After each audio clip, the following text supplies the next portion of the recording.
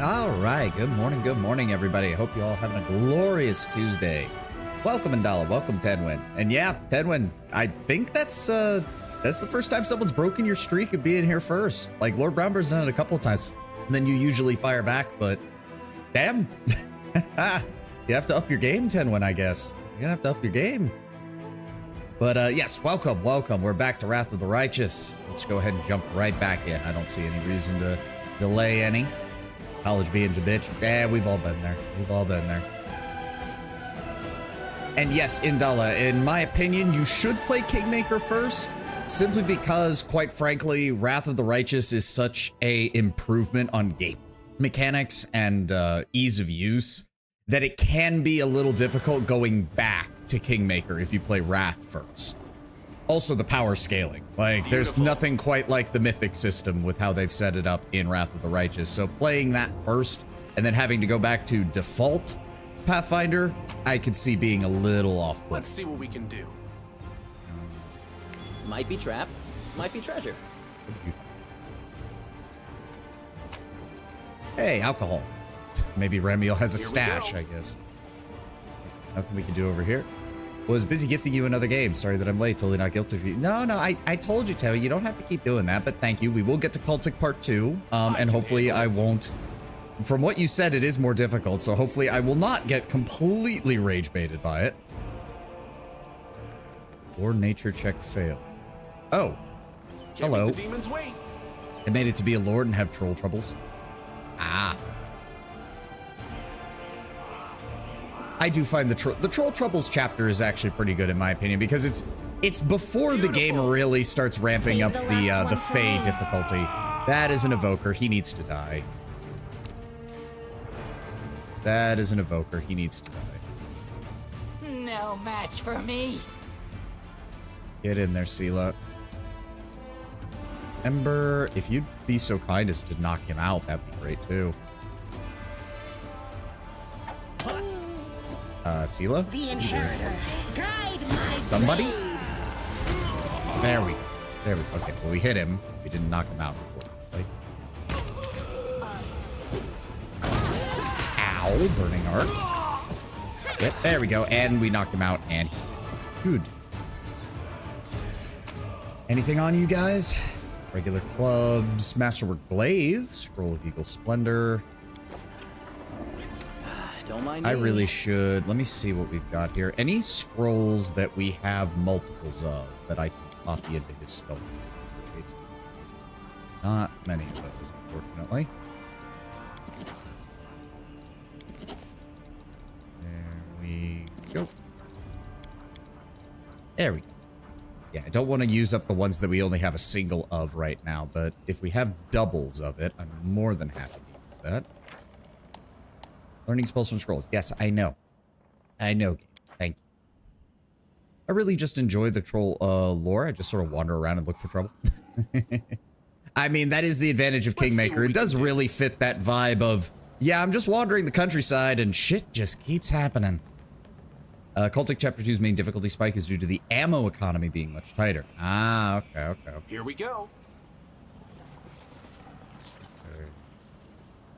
I vaguely remember this area, and I'm pretty sure something happened. You know what? Let's take the opportunity. Trust in yourself. You could go ahead and top some people off, Ember. That would be great. Wolgiff. Melia. Yes. We will win this war. Something wrong. I will help where I can. Faith, Restoration Lesser, Reduced Person, Healing Potions, Large Person, Step, Wounds, Mage Armor.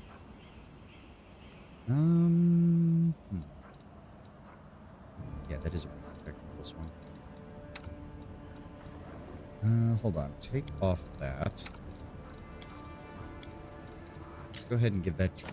Get your armor class up to 26. No reason to pause. Pretty damn sure something happened. Lead on. I can handle it. Together, we stand. Oh, what was that? Game. Did something. It is no trouble.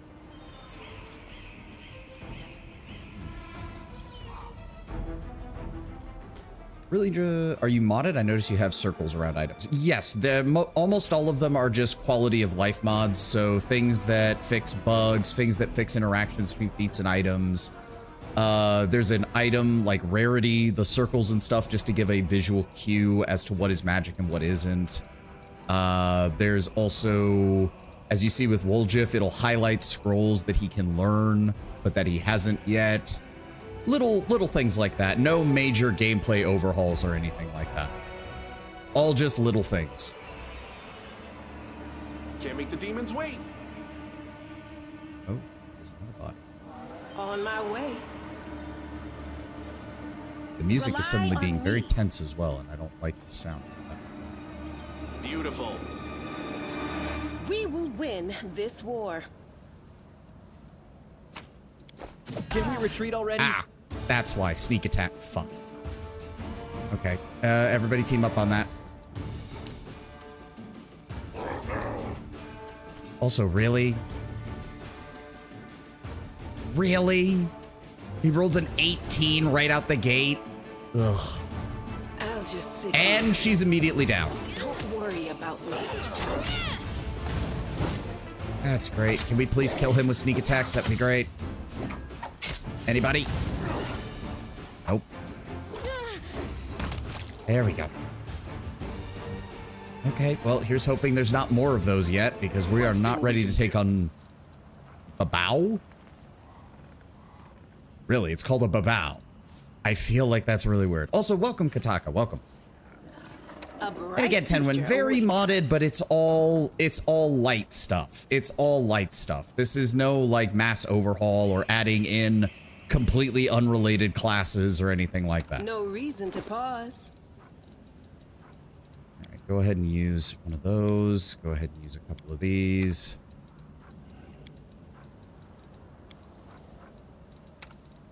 Go ahead and use that. Never tried modding Owlcat yet. It's not too bad. It's not too bad. Unity Mod Manager is not that hard to figure out. Cold Iron Short Spear +1. Okay. It's not the worst, I suppose. I can handle it. Anything else around here that we need to... Nope, looks like we're good. Can't find anything else around here. Oh, there's more stuff over there that we missed. Can't make the demons wait. Let's just make sure that this whole area is cleared out. Kind of a bit weird that your church already had a cultist problem sitting in front of it, Ramian, but... I mean, to be fair, this whole place is overrun with cultists. Hey, cat. We found a cat. Where'd he go? There he is. I'm pretty sure that's the same cat from Kingmaker. You know what? Now we have 3. Now we have 3 pets. That gives us a further +2. Oh no, it is morale bonus, so I don't think they stack, unfortunately. Yeah, bonuses don't add up. I don't. Oh, let me see here. So, all right. I will keep the cat. Knowledge Arcana, Perception, and Lord Nature. Ooh, technically neither of those are really good for me.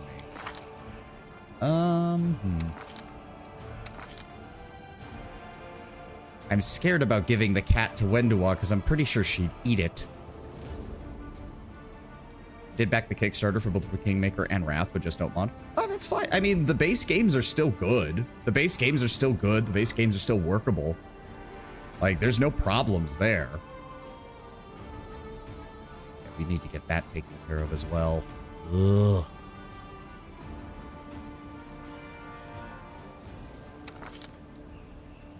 Trickery, stealth, knowledge. Who? You have knowledge arcana. Okay. Class skill and 3 ranks. Okay, so if that's the case. Yes. Take that off.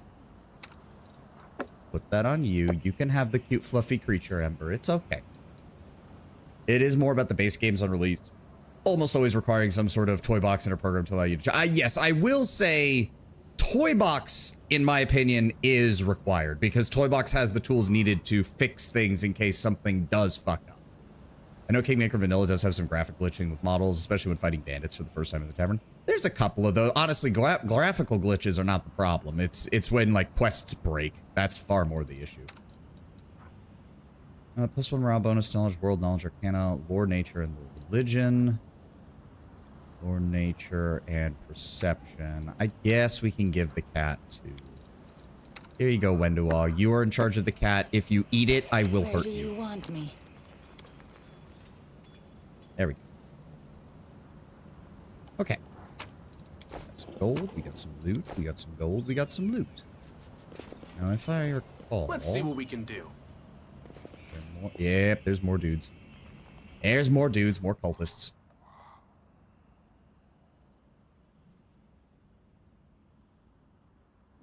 Release average Owlcat games required. Again, they've gotten better. To be fair, they have gotten better. Like, I would say Rogue Trader did not... Rogue Trader's main problem was the stuff that actually broke. It didn't really require mods to fix anything. It just needed some serious bug fixing. People were not killed by demons. Their mortal wounds were inflicted by ordinary weapons. I can handle it. Alright, so there's definitely a group of cultists that we need to be focused on. Let's see if we can get the drop on. There we go. So is Ember, I would restless. really appreciate it if you could just knock him out. I won't let you hurt my friends. Nope, he made the save. Okay, let's try another one. As for us...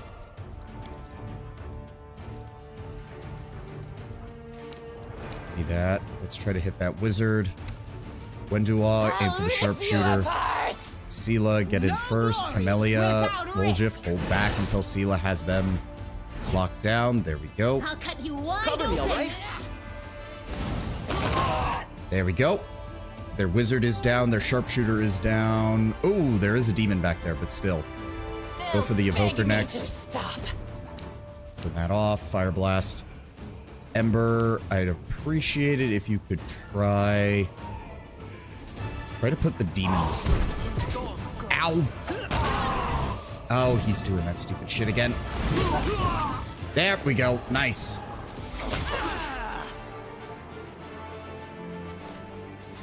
Can't make the demons wait. Another pack down. I do believe we are getting close to the next level. That's nice. The Vermelic had a longsword. Really, not even a masterwork longsword. He is a demon after all. I guess not. Ooh, lockpicking. Oh, My and we're tail over is in restless. Yeah, this is why we also need Darren, because he gets AoE heals, and we're just taking chip damage from everything. Even with lockpick bonus and everything, he still can't get that open.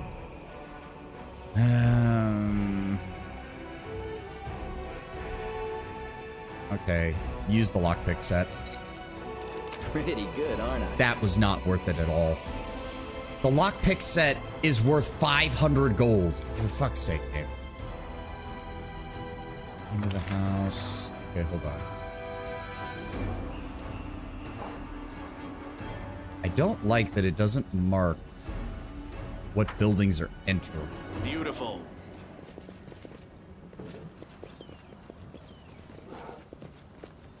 Or nature, mobility. Okay, so that crosses back down to where the tower is.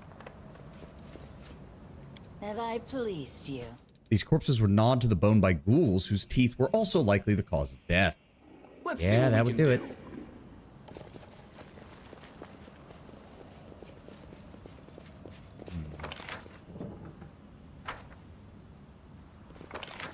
The problem is we're also over encumbered, and I don't want to... Wait a second. Can we get up? Can we get up here? No. It blocks us from getting up there. There's an invisible wall. All right. Oh, no, wait. It does show... Wait. Okay, so we have been inside that house. We do have this one. I'm just kind of worried about the amount of damage we're taking. So the main issue with this area, if I recall correctly, is that this area does change after the big fight in this chapter. So you do want to clear it out first, mainly because when you do come back, there are some additional encounters, if I remember correctly. Because I do know that with some areas of the city, if you don't do them before the Defender's Heart big battle, then you won't get the same events. The main problem is right now is we're we're just, we've taken a lot of hits and we've used a lot of spells.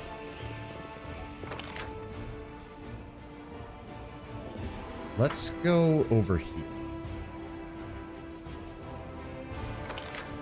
So we still have not, no. Go over here, guys. Go over here. I wish I could leave markings on the map so that I could be like, I have not gone in here. I have gone in here, but I have not gone in here. We've cleared out about half the map. We still have this area and this area to clear out. All right, let's see if we can climb down here. This is my kind of work. Okay, hello, Mr. Crusaders. You guys hanging out all right? Yes, the Eagle Watchman not abandoned its post. At the same time, guys, like, once you've confirmed that this section of the city is clear, please fall back to the Defender's Heart. I really wish we had the option to tell them that. Together we stand. Okay, Seela, you are still our frontliner, so I'd appreciate it if you popped another healing potion or two and maybe got more than 1 health for each, please. Lord.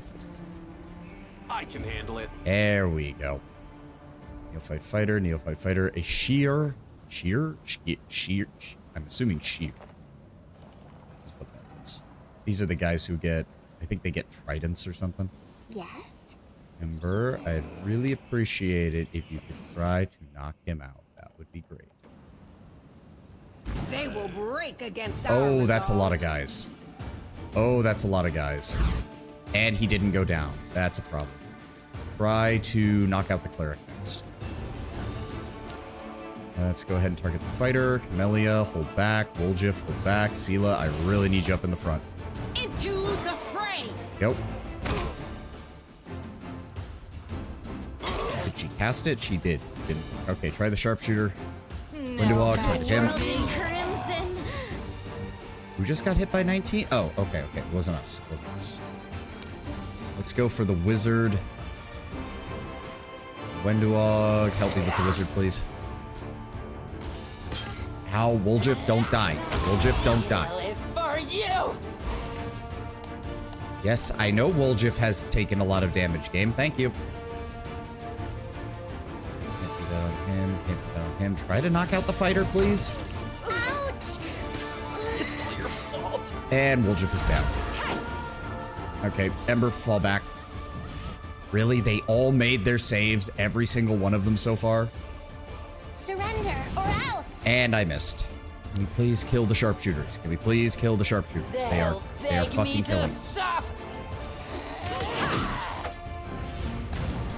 Thank you.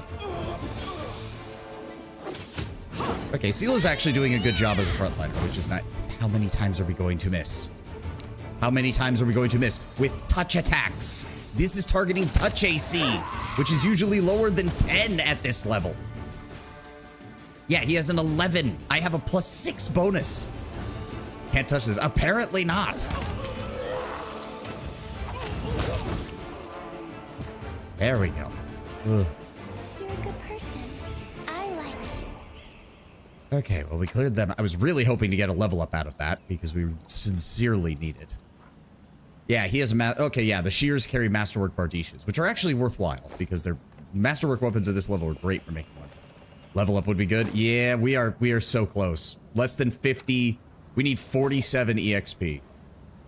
Love leveling up in Alkai games. They make it feel good. They do usually make it feel good.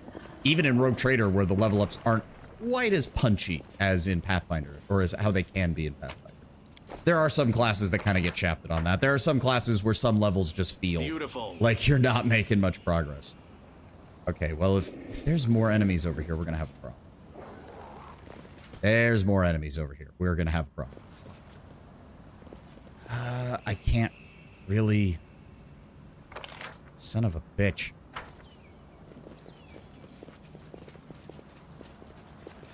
Okay, hold on. Abercondilu. Okay, we can handle Abercondilu better because Seela can tank. Seela's doing very well as a tank right now.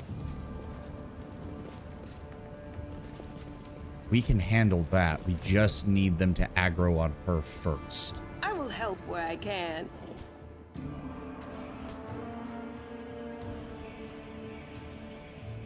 Let's see if maybe... We'll make things right. Ember, I'd really appreciate it if you could knock that guy out, please. Trouble. Nope. right, maybe the Abercondilu. There we go. It's one down. And they have AoEs. I forgot they had AoEs. Gotta knock them out before they do it again and again and again. Oh my fucking god.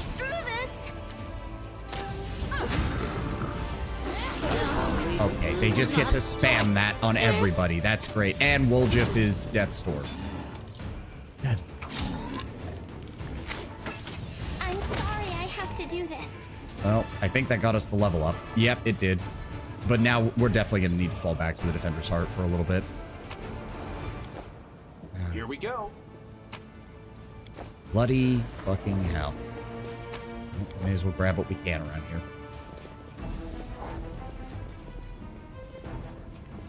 Okay, let's level up. Level 4.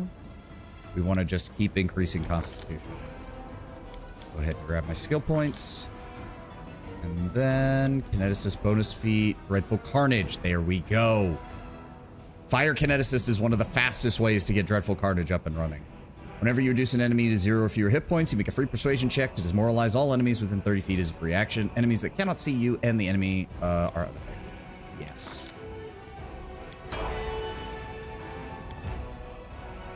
All right. Sela gets level 4 as a paladin, which lets her channel positive energy and gain an additional smite.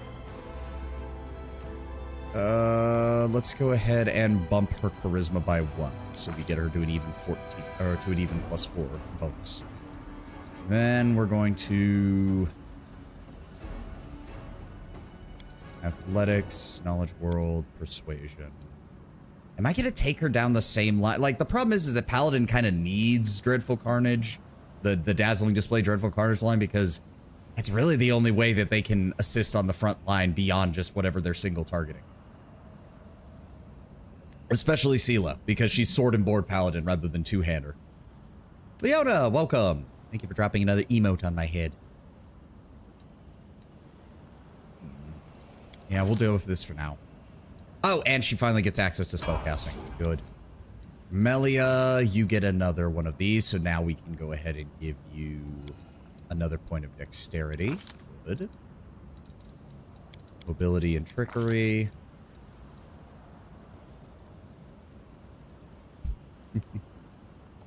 Thank you. All right, so what we want for her is Ice Plant, because that's a +2 natural armor bonus. Then we get her that ring. She gets a further +2 natural armor bonus, and that pretty much takes that pretty much helps solidify her as a frontline. Go. Wendua. Fighter. Let's go. So hold on. This is our first stat bonus.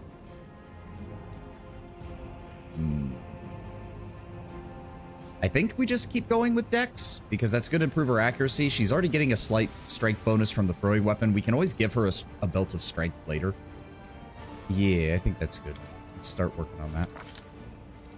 And then perception, lore nature. Now, let me see here. Weapon specialization. There we go. We're going to go down throwing axes once we get our hands on a good one. Wait a second. Why don't I just... Hold on. Right, because I have her equipped with Finian. Wait a second. I'm an idiot.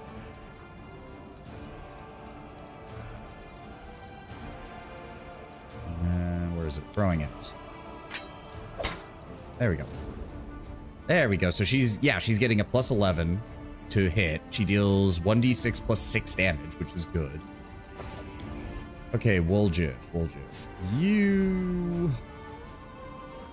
Okay, so Woljif... Woljif is an Eldritch Scoundrel, which is its own issue. So he does get spellcasting. Hold on, I did have a suggested build for him that I might end up using. Let me pull it up real fast. Okay, so he doesn't really get anything at level 4. So that's all we need to worry about. Okay. Let's just grab our stuff then, level 4. I'm assuming we're probably... Yeah, he already has a +4 to intellect, so he's going to be fine on spell casting. Because the Eldritch Rogue only goes to level 6 spells anyways. So, yeah, let's just keep bumping his dexterity. Gets 5. Use magic device, perception, stealth, trickery, mobility. There we go.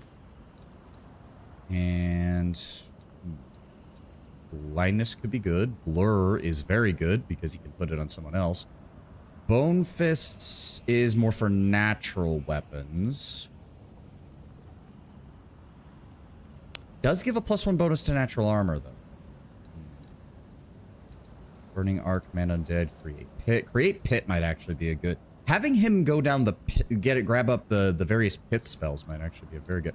Ooh, Glitter Dust. Glitter Dust and Mirror Image are both really good at this level.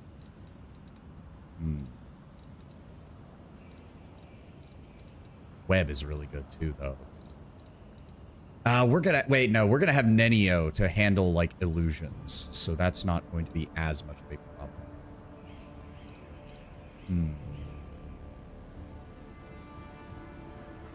Within the mist, must save or take 1d2 points of wisdom damage.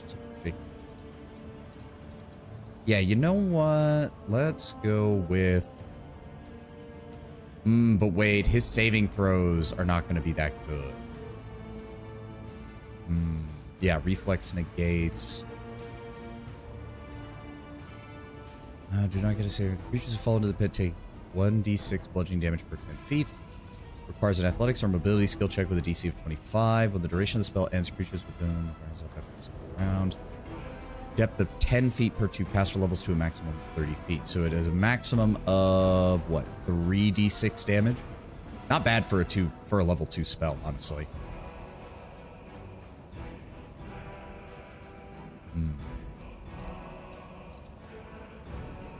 Then again, if I'm going to have him near the front line, because he's going to be, his main advantage is going to be sneak attacks. And the other thing is that the build that I want to use him for is going to have him eventually go down Eldritch Knight. Because I feel like if we're going to push him in the direction of his human side rather than his demon side, I like the idea that he would become like more of a melee combatant because he's not as cowardly. So maybe instead of that, Mirror Image plus, because if he's going to be on the front line, survivability is important. Mirror Image and Blur are pretty much mandatory.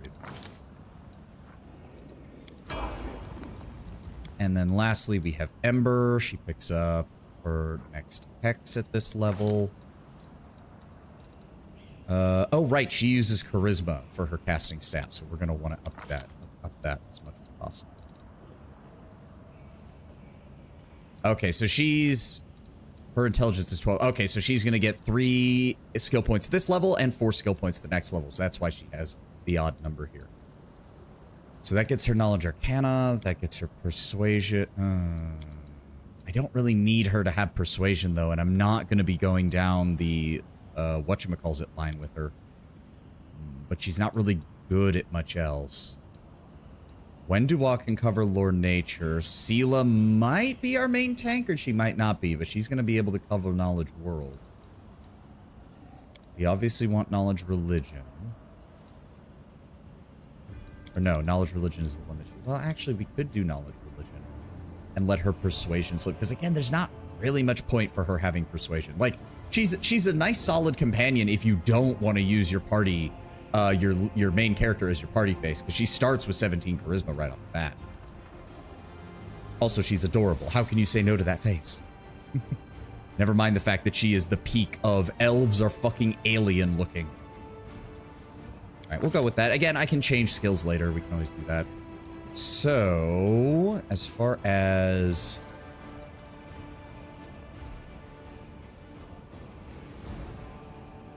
That's the thing as well. You want to get Evil Eye on her and Cackle. Right? Which can Cackle madly as a move action. Any creature within 30 feet that is under the effects of the Evil Eye Hex, Fortune Hex, Protective Hex, or Misfortune Hex caused by the witch has the duration of that hex extended by 1 round. Yes. It also has Vulnerability. Hex lasts for a number of rounds equal to the witch's level, during which any energy resistance or energy immunities on the target is suppressed. A successful will save reduces this to just 1. Okay, that's good, but I don't think Cackle affects that one. Yeah, no, it doesn't. So wait, it affects Fortune, Misfortune, Protective, and Evil Eye. So Protective...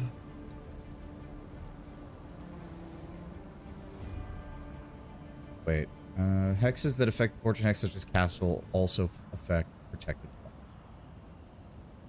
Whenever this creature is targeted by an effect that requires an attack roll, including weapon attacks, the attacker must roll twice and take the worst result. Oh, okay. And so, yeah, Cackle is kind of needed to make that function properly.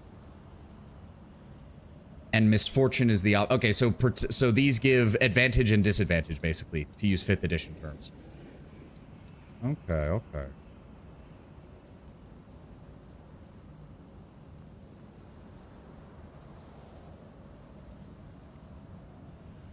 You need 2 hexes to work one? No, you can use Protective Luck, but the thing is its duration is very short. Cackle automatically extends it by the witch trading her move action in order to extend the hex, basically. So like Protective Luck gives you advantage against enemy attacks. Witches are confusing to me. They're meant to be. They're meant to be because witches are a full spellcaster that gets all the way up to 9th spells, but they are... So it's a bit interesting because usually if a character gets up to 9th level spells, they're casting spells all the time. The witch, however, has hexes. And as long as those hexes are being used properly, the witch has a lot of debuffing options. Like, a truly staggering amount of debuffing options.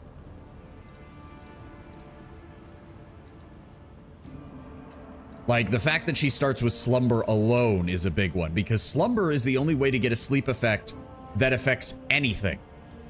No, none of this bullshit, oh, sleep is a 1st level spell that only affects up to 4 hit dice worth of creatures. No. This is a single target, you fall asleep, and you're asleep for the number of rounds equal to my level. And like, yeah, if they succeed, nothing happens, but if they fail, it's an amazing save or die right out of the gate.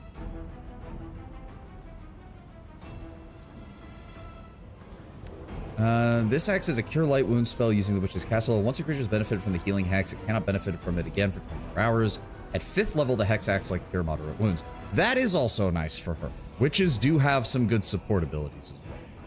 And then, of course, she does get 2 major hexes, which I do want to plan out what we get for that, because I'm pretty sure...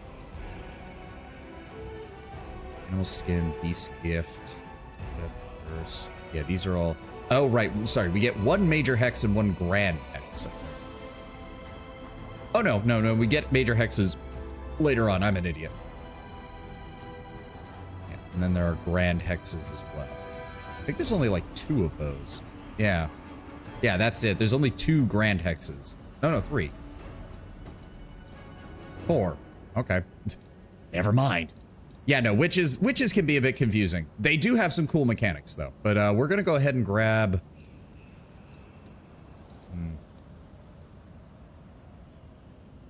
I don't know. Slumber is still, like, her best bet right now. But like, grabbing Cackle right now isn't worth it. So...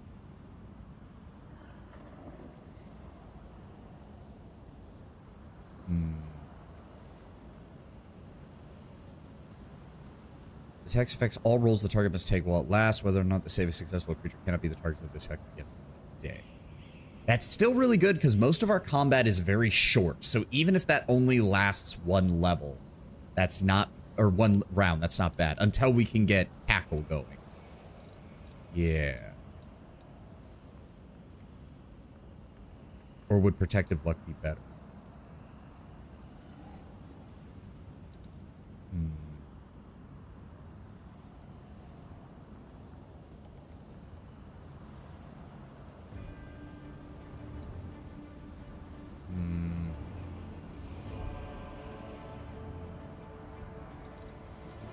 This is bothering me now.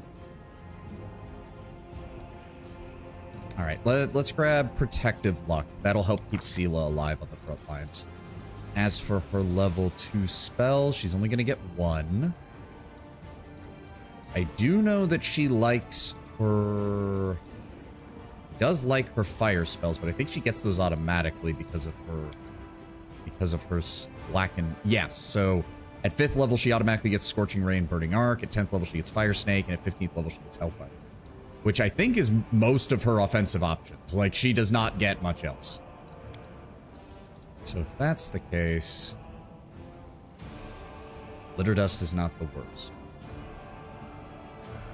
Cloud of gold particles cause a creature to become blinded, live visibly, outlining invisible things for the duration of the spell, all within the area covered by the dust, which cannot be removed and continues to sparkle until phase. Each round at the end of their turn, blinded creatures may attempt a new will saving throw to end the blindness effect. That is not bad. And honestly, yeah, it fits with her debuff motif right now.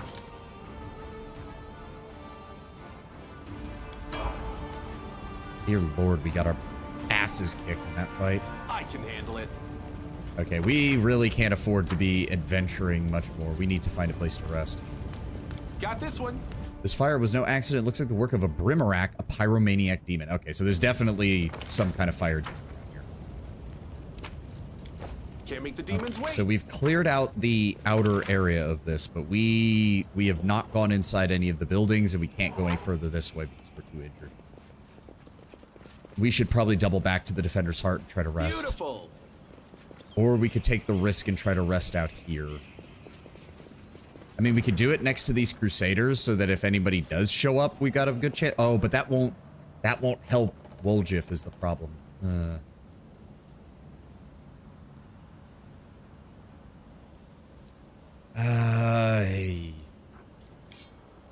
we do camp here, what can we do exactly? Okay, let me figure out where everybody goes. Spell preparation. Oh, before resting, you should fill it. Right. Can I pull up people's? No, I can't. I have to exit out of this. Exit out of this. Right. People have spell slots that I need to fill. Okay, as far as you go. Oh, Veil of Positive Energy. +2 Sacred bonus on save and a +2 Sacred bonus to AC. Both of these abilities only apply against attacks and effects by undead. Ah, okay. You dismiss this spell before its normal duration as a swift action to deal a number of points of positive energy equal to your level to all undead within 5 feet of you. So, I mean, not the worst. Veil of Heaven. Both of these bonuses only affect attacks against outsiders with the evil subtype. Oh, okay, that's actually pretty good. That's actually, yeah, that'll work against demons and shit. Because they're sacred bonuses. Right, I was like, why not just protection from chaos and evil? No, they're sacred bonuses. We're going to stack a lot of things. Challenge evil, sacred bonus on all melee attacks against the subject of the spell. If it has not made at least one attack against you, it becomes sickened. If you move away from the target, the spell ends. On attack and weapon damage rolls for every 3 caster levels. Honestly, Divine Favor's probably the best. Well, she is tanking, though. Let's go with Veil of Heaven, then. The other major advantage is it lasts 10 minutes per level, which is really nice for a level 1 spell.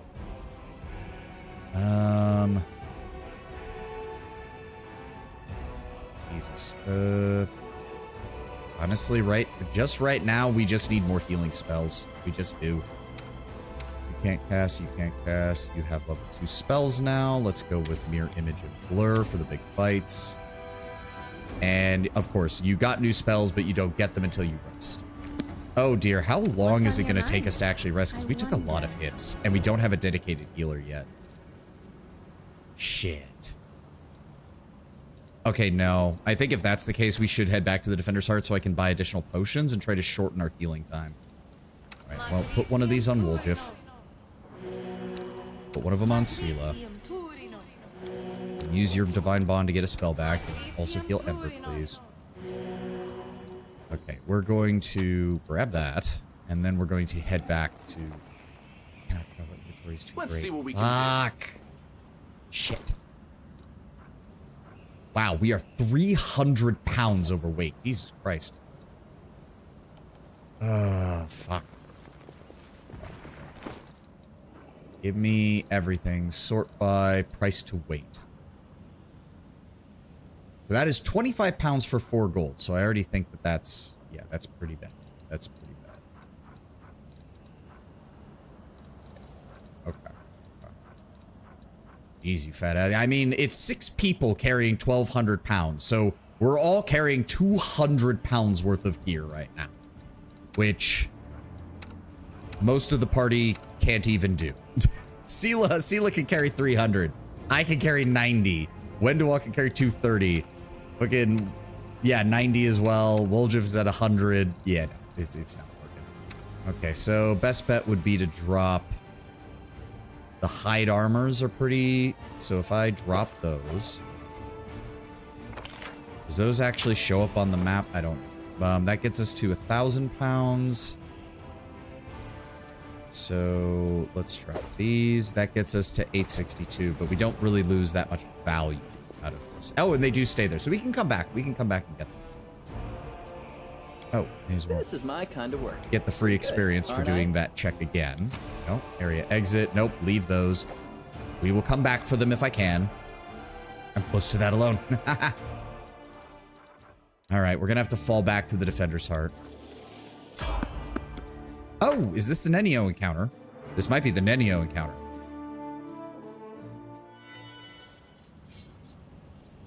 I Here we think go. it is. Ooh, perception check failed. What did we fail at? There we go. Ooh, 2 of them. What have we got? Potion of inflict moderate wounds, potion of cure, 100 gold. A silver medallion, some gold. Okay, nothing really valuable, but nice to see. Oh, please let me know if you see any bots, because when I'm in multi-chat, oh, it is Nenio. When I'm in multi-chat, I can see the bot's message, but most of the time on Twitch, it bans them preemptively because of the Siri bot protecting us from the evil bots. Yep, Nenio. Oh god, Nenio. Wearing a robe? Check. Baphomet symbol around the neck? Check. Crazy eyes? Check. Note to self. Bring a mirror next time to be able to adjust the optimal level of eye craziness. The woman Everything is produces a ready for crumpled the piece of experiment. paper from her sleeve and takes notes. An audience. Problematic, but not critical. You there, boy. Stay out of this. It is counterproductive to stand in the way of scientific progress. What?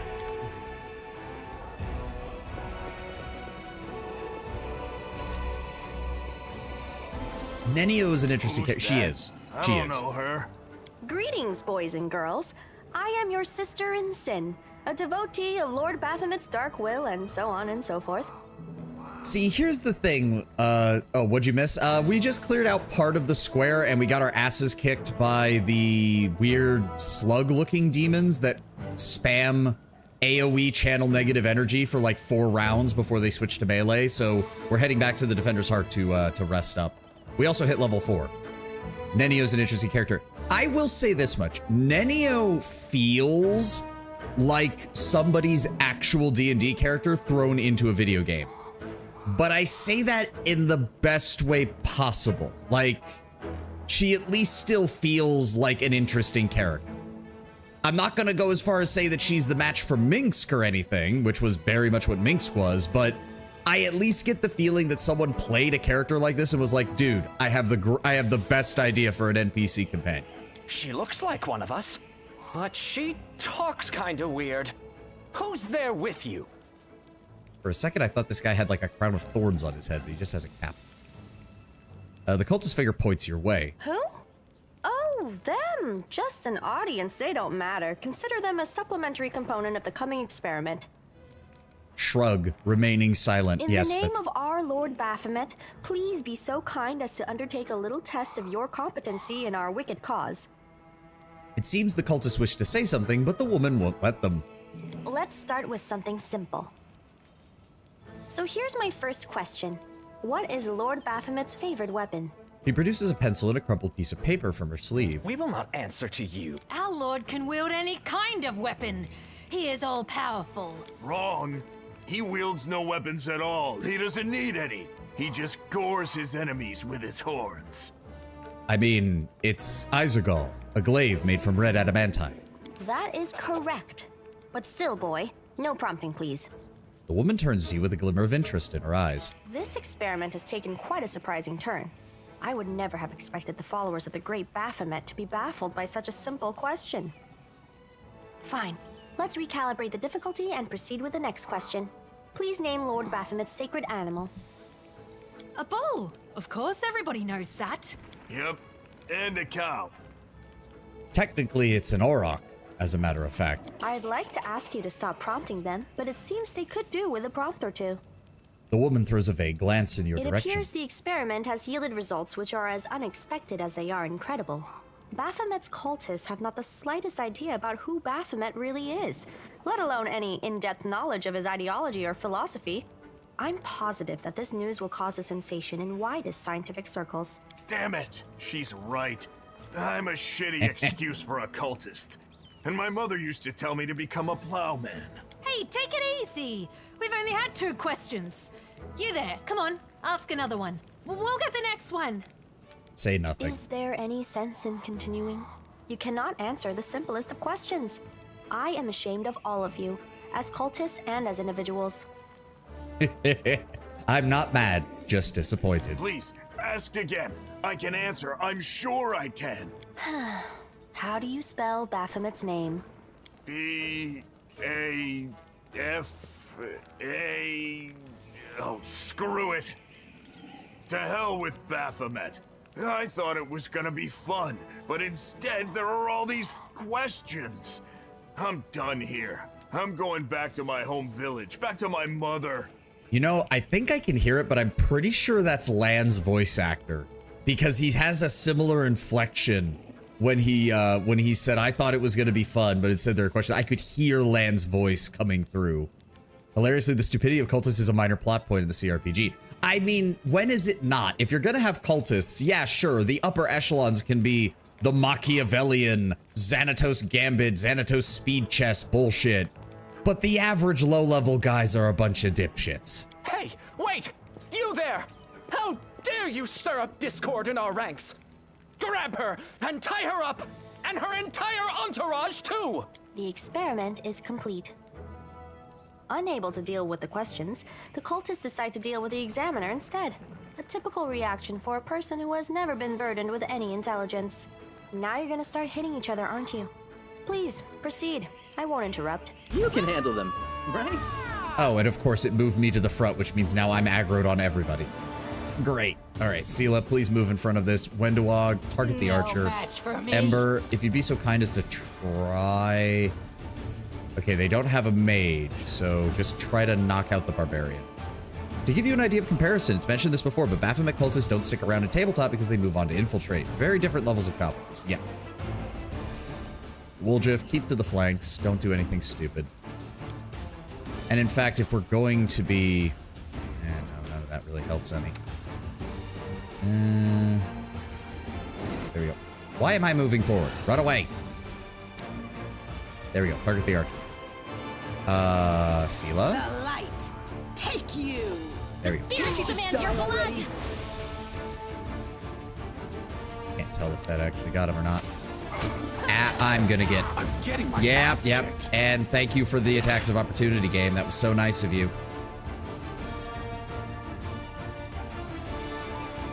God damn it. There we go. He went down. Very nice. Focus on the archer. And he hit. Whoa! That must have hurt! I didn't know I had it in me. Ow. Oh, and there's these masked assholes again. The absence of an answer is an answer too.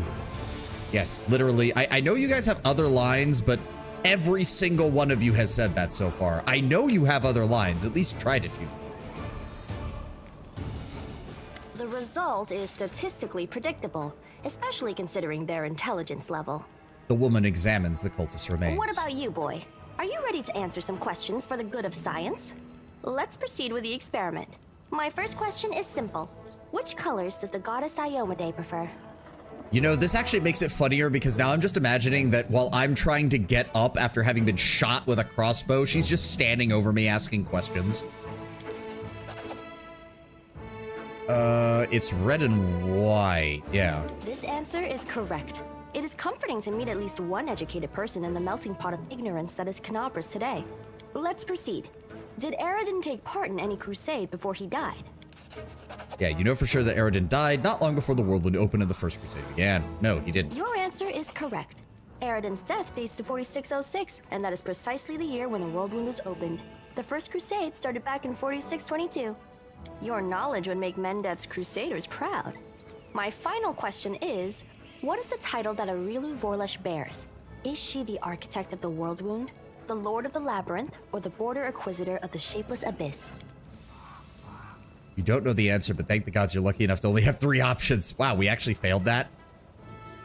By 1, of course. Architect of the Worldwound. That's correct. Most excellent. You successfully answered all of my questions. Splendid. Amazing. This is a breakthrough. I thank you for your cooperation. It seems to me that I owe you an explanation. My name is Nenio. I am an explorer, a pilgrim, a yet-to-be-recognized scientific luminary, future author of the great Encyclopedia Galarianica, and rector of all Absalom's universities at once. Future rector, I should say. I also know several spells. The woman blinked several times.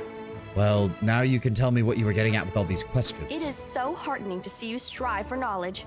I have been conducting an experiment comparing the intellectual abilities of the average cultist with those of the average crusader. And I must admit that you passed the test with flying colors. This does offer a glimmer of hope for the future of Crusade. I have always claimed that despite the popular beliefs about the limited intellectual abilities of those in the army, at least some of them can be considered educated. It pleases me to see that I was correct. So, I'm mediocre. Yes. Why do you keep calling me boy? I have a name. I apologize for an injury to your ego, but your name is irrelevant on the grand scale of the universe. Thus, it cannot possibly interest me. I will forget it as soon as I hear it. To avoid unnecessary confusion, I'd prefer to not know it at all. Canabras isn't safe right now, but you seem to be at least skilled. Would you like to help us out here? Do you wish to become my follower? To accompany me on my expeditions to the Worldwound?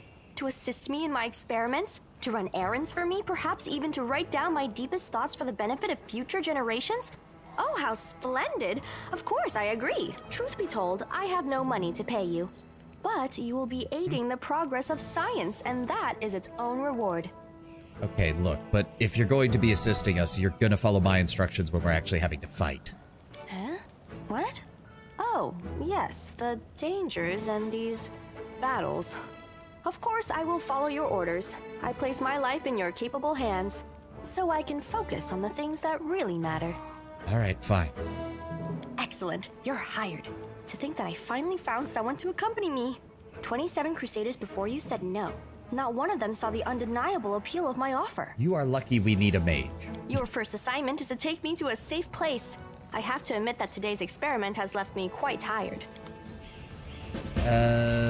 Drop Ember for now. Take Nenio.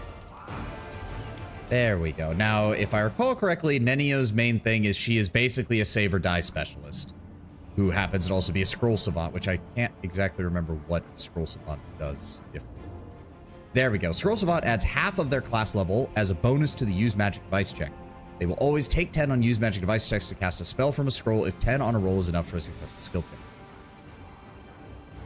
They can scribe scrolls. They eventually get scroll specialization. At 5th level, whenever a scroll savant uses a scroll, they calculate the DC of any spell contains using their intelligence modifier instead of the minimum modifier needed to cast a spell at that level, which is good because it basically allows you to actually use save or die scrolls and actually have them be good. Scroll mastery. A scroll savant can use his own caster level instead of the item's caster level when using the scroll. And then eventually they also get 2 wizard bonus feats at level 15 and 20. So she cannot use... I can't remember if she can't use or if she just has difficulty using Abjuration and Necromancy. And she also gets Blinding Ray as a standard action. You can fire a Shimmering Ray at any foe within 30 feet as a ranged touch attack. The ray causes creature to be blinded for 1 round. Creatures with more hit dice than your wizard level are dazzled for 1 round instead. You can use this ability a number of times per day equal to 3 plus your intelligence modifier.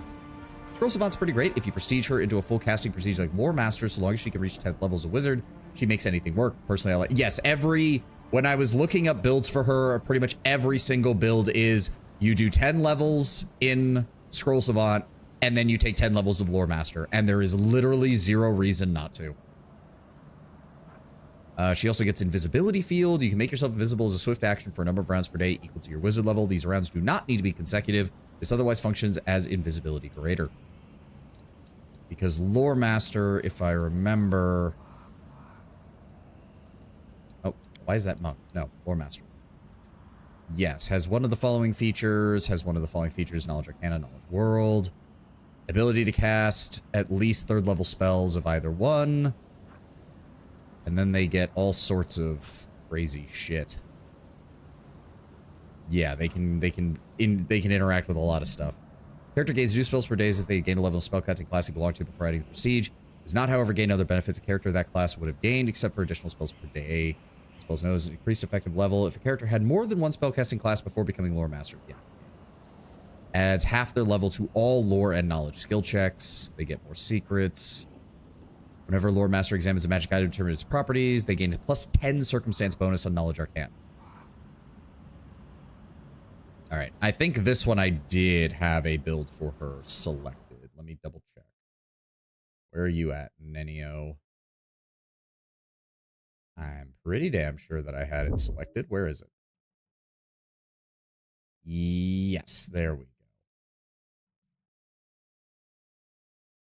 All right, so yes, 10 levels in Scroll Savant, 10 levels in Lore Master. And for the most part, yeah, even her Mythic Path stuff is just abundant casting, improved abundant casting, greater abundant casting, all everything that you need to make her just absolutely. So luckily level 4, she doesn't really need anything. We just up her intellect and that's all we have to do. So Wizard, Scroll Savant. Yep. And there we go. Wow. Strength of 5. Alright, let's get her intelligence to 21. Unfortunately, that's not going to change much, but that's fine. She gets 4 skill ranks. Knowledge Arcana, Knowledge World. Makes sense. And then we'll go with Lore Nature and use Magic Device. Okay, she starts with Create Pit and Minor Illusion. That is an illusion spell. So, if I remember correctly... I wish it would show her bonuses, but I'm pretty sure it's just a straight additional to her DC when she's using illusion spells. But unfortunately, we don't really have that many illusion spells at this point in time.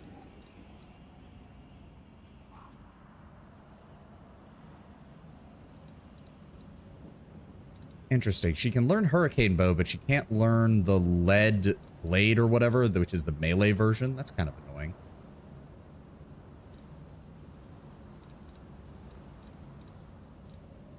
What does she already know? Mirror Image, Create Pick, Color Spray, Vanish, Enlarge Person, Expeditious Retreat, Mage Armor, Magic Missile, Sleep, Snowball, Summon Monster, and Shield. So I do remember Web is good for her, especially with the upcoming fight. Immunity to mind-affecting effects is thankfully very rare among demons. Yep, yep.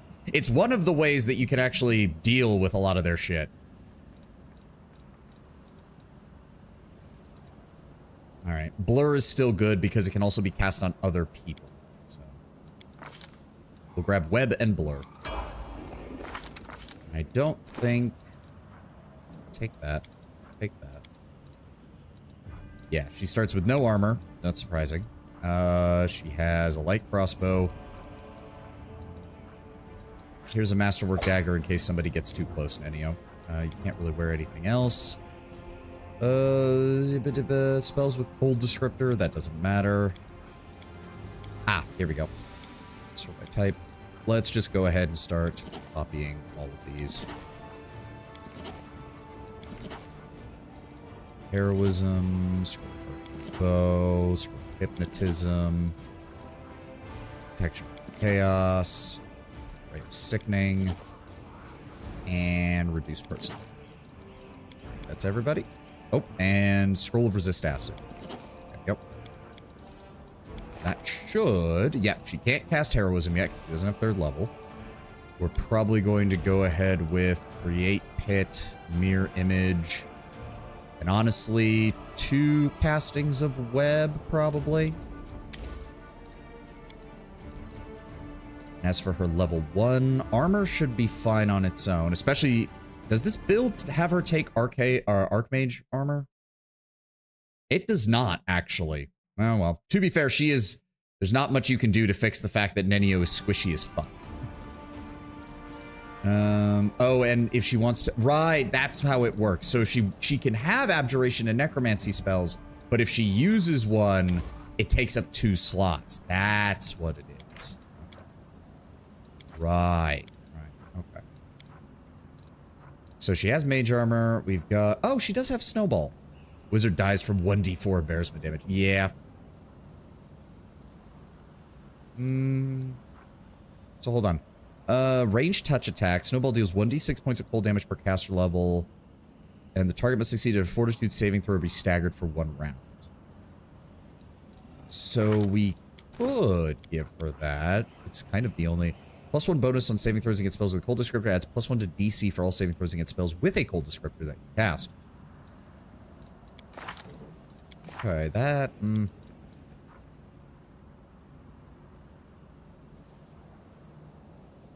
2d4 plus 2 damage in total, which I think is... Yeah, no. Magic Missile's... Like, Snowball's okay as a first level spell, but now that we're above level 3, Magic Missile is already better. So, you know what? Quite frankly, just go ahead and throw all those in. And let's also give you a thing of color spray in case we need to debuff somebody. Alright, let's pick up all the shit that got left behind. And we're immediately over encumbered. Shit, and if I leave it here, we can't come back for it because this is a random encounter Let's see area. what we can do. Damn. Hold on. You can trust me. How much weight are we at? We need like 200 pounds dropped off. Fuck. Hold on. This is the exit to the area. If I...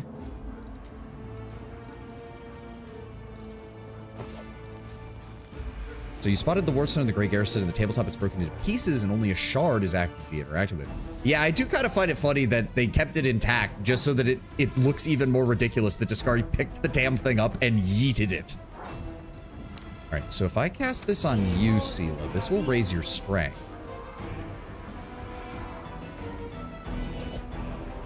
But not quite enough. We need like another 30 pounds. So, hold on. What can we drop that won't be worth very much? That. Yes. And that. Okay, we need to... I need to split you. I just need 1. Drop that. There we go. We're just under the max cap. There we go. Area exit. All right, can we please get back to the Defender's Heart without running into more things? Thank you. We need to rest. We have been absolutely befuddled. Too many enemies. Too many enemies. Here we go. All right, we also need to sell off a lot of this junk. Joran, show me your wares. Bulk sell everything that we don't need. Sort by price. Cold Iron Short Spear. Enchantment +1. Nobody uses stuff like that. Cold Iron Masterwork Javelin. Keep that just in case I need to swap out there. Sell all the Masterwork Glaives. Masterwork Falchion. Masterwork Composite Longbow.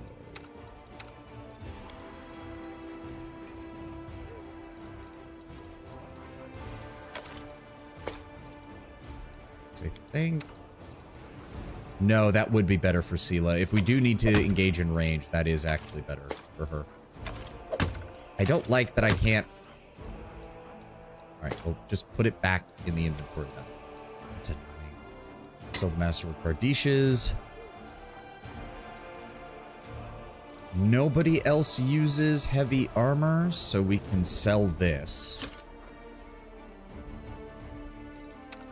Oh, it did occur to me. Yeah, she needs a different armor because she now has a +5 to Dex, I believe.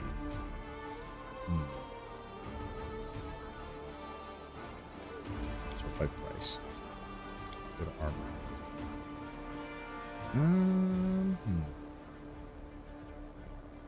Don't really have the money for that, though, is the problem.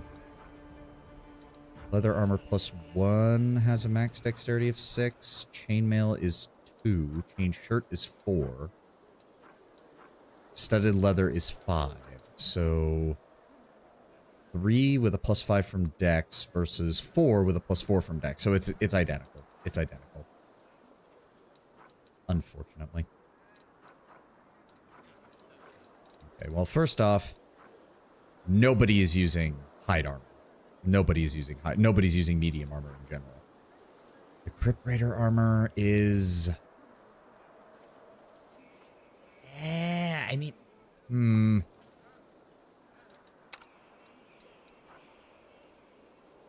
No. He can't even use it right now because he's double checking the tabletop. The use of a Mongrelman henchman is in fact in the original if you ally with Neathholm. Oh, okay. Yeah, nobody can use it. I mean, I can technically... you know, actually... It's not a bad idea. Because I only have a 16 in dex right now anyways, so there's kind of no reason not to.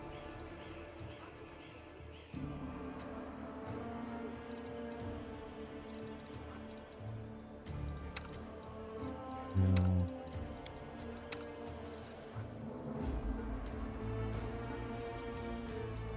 Yeah, the problem is that medium armor would reduce her movement speed.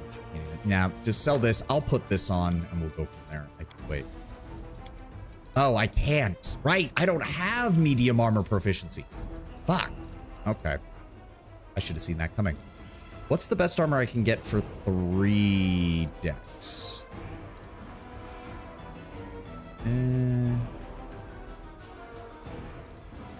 Really isn't one, because medium armor is where you usually find the 3 dex and 4 dex stuff, and the worm-headed demon, I should tell you about that. Yes, they begin with a V, but I don't know the name. Okay, so we're just gonna sell this then, because nobody can use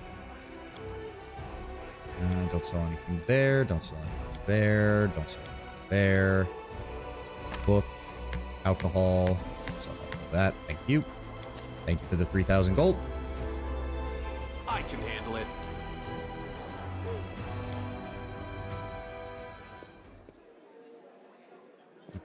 So we do want to use some healing items before we rest, because holy shit, it's going to take us forever to rest otherwise. Because I'm pretty sure that's even the case. Yeah, 1 day, 12 hours. Ooh, that's a problem. We do not want that long of a rest. Fuck. Okay, hold on. First off, we did... Melia, I did give you Ice Plant, right? Yes. Okay, so what we want to do... Vasily... you have Icy Protector. There we go. It's going to cost us a good chunk of our money, but... it's going to take her pretty much into tanking range. Because now she's got 24. So she is almost matching Sela. So now we have 2 solid frontliners. We have 2 solid frontliners. Yeah, there's no point, because nothing that I get for her is going to be better.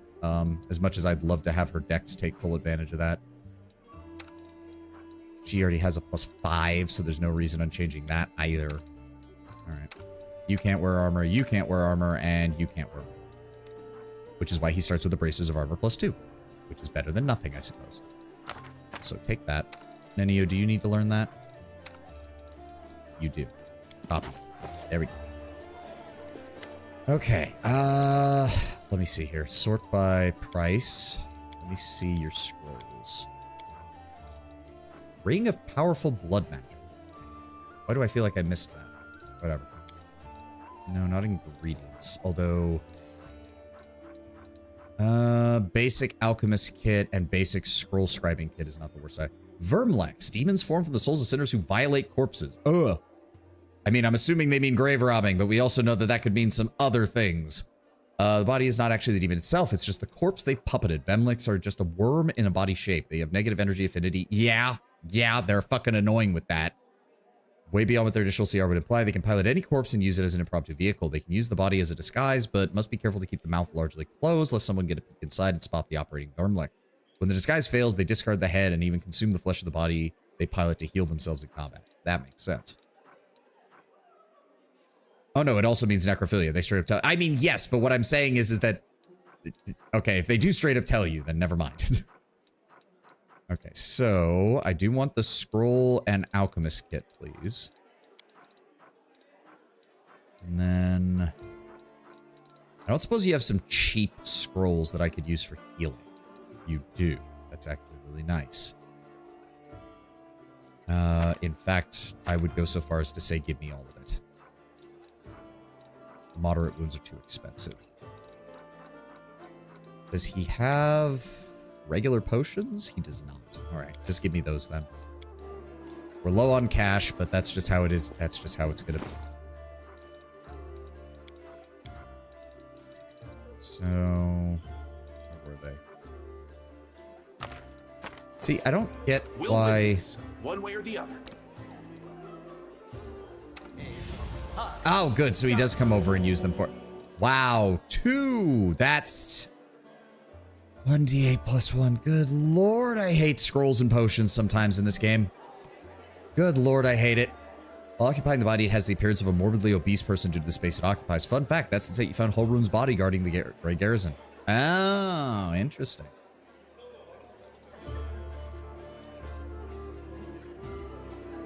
Occupied by a verm like that, it's... Ah, yes. God damn it. Alright, well... I still need to do... We still need to make full use of these, otherwise we're going to be here for a day and a half. What's going on just here? Healing. Please, more than 2. Okay, 5. That's a bit better.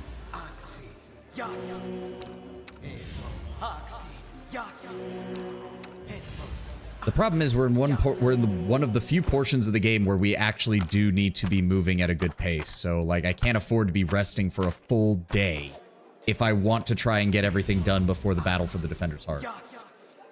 There's also the other issue of, well, if I want to get the full advantage of the battle for the Defender's Heart, I need to go do the From the Ashes DLC off stream before I get the battle. Because otherwise, we're going to miss shit. Alright. Alright, let's see here. Where is Wendoa? There she is. Yes, she's heavily damaged.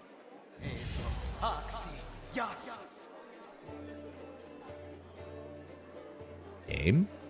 Any day now. I know for a fact it does not take that long to cast a basic level 1 spell.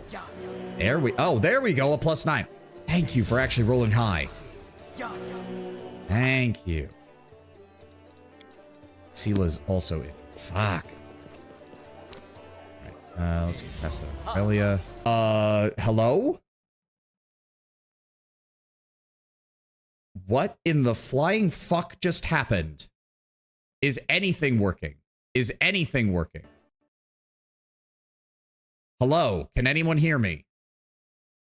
Everything just broke. Everything just broke. What in the flying fuck just happened?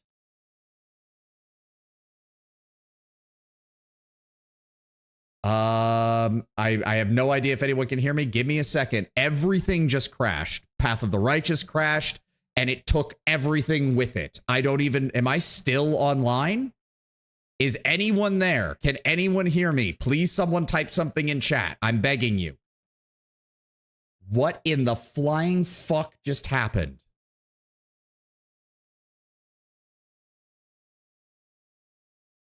Is anyone still there? Anyone? Okay, well, you're gonna have to give me a moment, guys. We're having massive technical issues. I can't even get VBridge Studios to restart right now. Hold on. Give me a moment. The whole game crashed. Everything crashed. I can hear you, but see Black Crew. Thank you. I just needed to know somebody was still there. I didn't know if it actually took me offline or not. I couldn't tell. Give me a second. I'm getting it back up.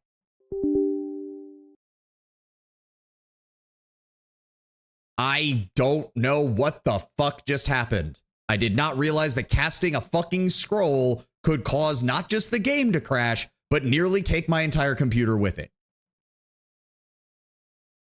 Didn't realize I was having to worry about that. Okay, VTube Studios coming back online. All right, V Bridger is coming back online. Okay. Put the claws down. Oh, great. I have to put myself back over here because the game, the freaking thing didn't save where I was located.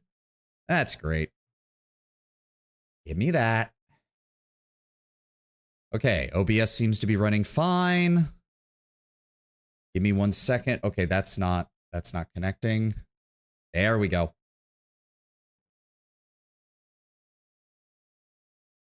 Okay. V-Bridger and VTube Studio are back online. Let's go ahead and pull Wrath of the Righteous back up.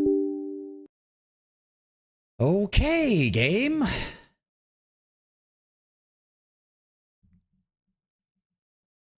All right. All right. I think we're almost back on. We're almost back on. Wrath of the Righteous does not want to open. That's not good. Yeah, nope, it's not responding right out of the gate. What in the shit happened?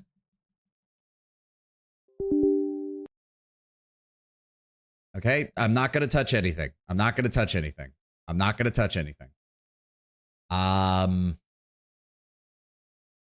Hey, because sometimes when it does this, you just don't want to touch anything and it'll start up eventually, but it's not starting at all. It's not starting at all. It's just giving me a white screen with an eternal loading bar and then it says not responding. What the fuck? Okay, there we go. Are we good, game? Are we good? Do not give me the infinite loading screen of death that happens with Owlcat games occasionally. Please load.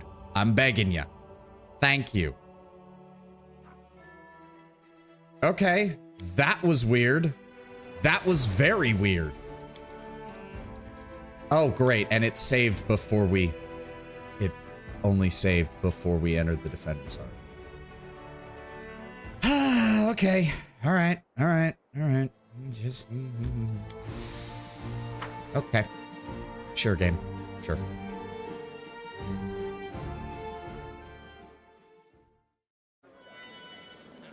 Beautiful. Well, and now I have to sell everything again.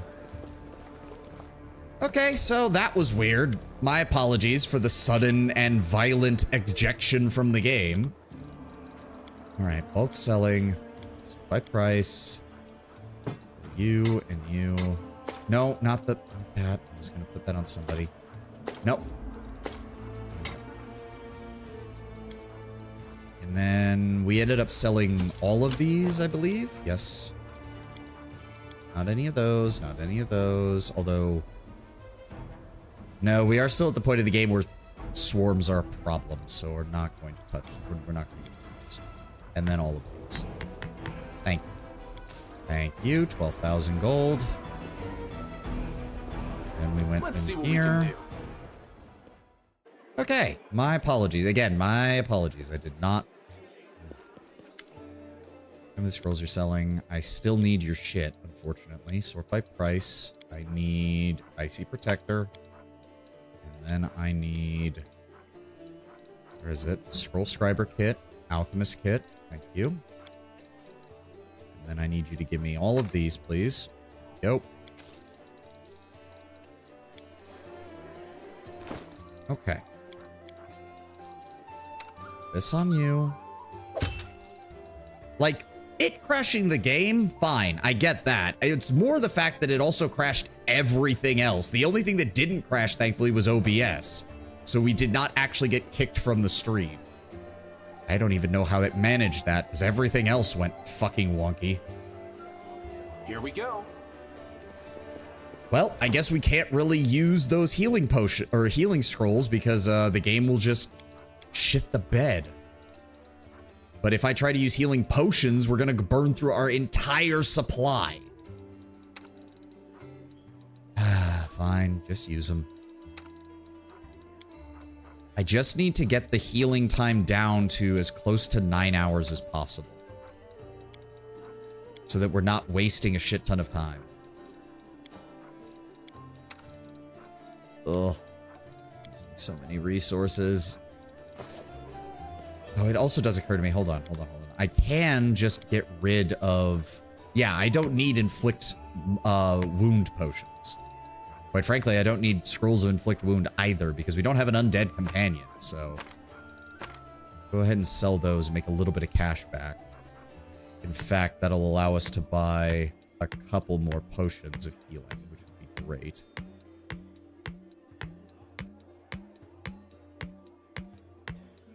There we go. Thank you. Okay. There's that.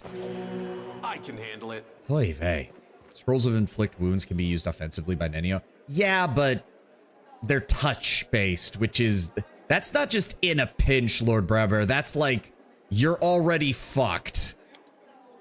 So how long is it saying? 12 hours. Okay, okay. A little bit more healing. Who has the lowest heal? Who has the lowest HP? Who has the lowest HP? Wenduan. Oh, good. You actually have some on you. Good. Use 2 of those, please. And then... you. And you. So if we do all that... Ah, it's still 12 hours. Fuck. Really?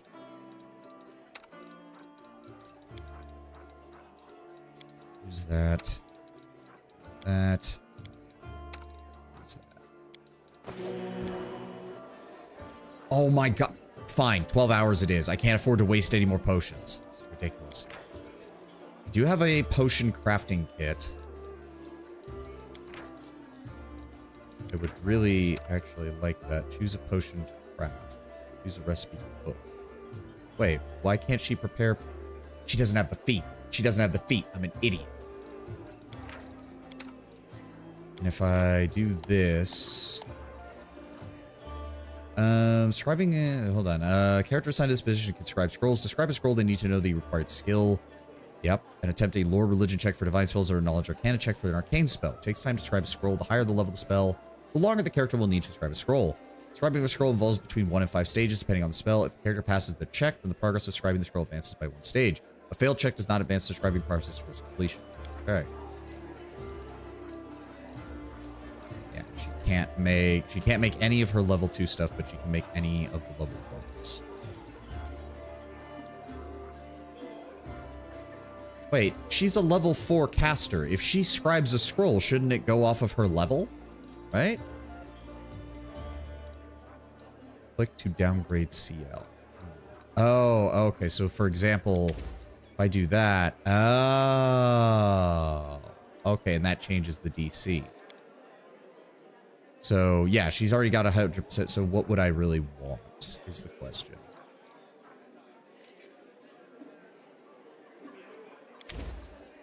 Let's see here.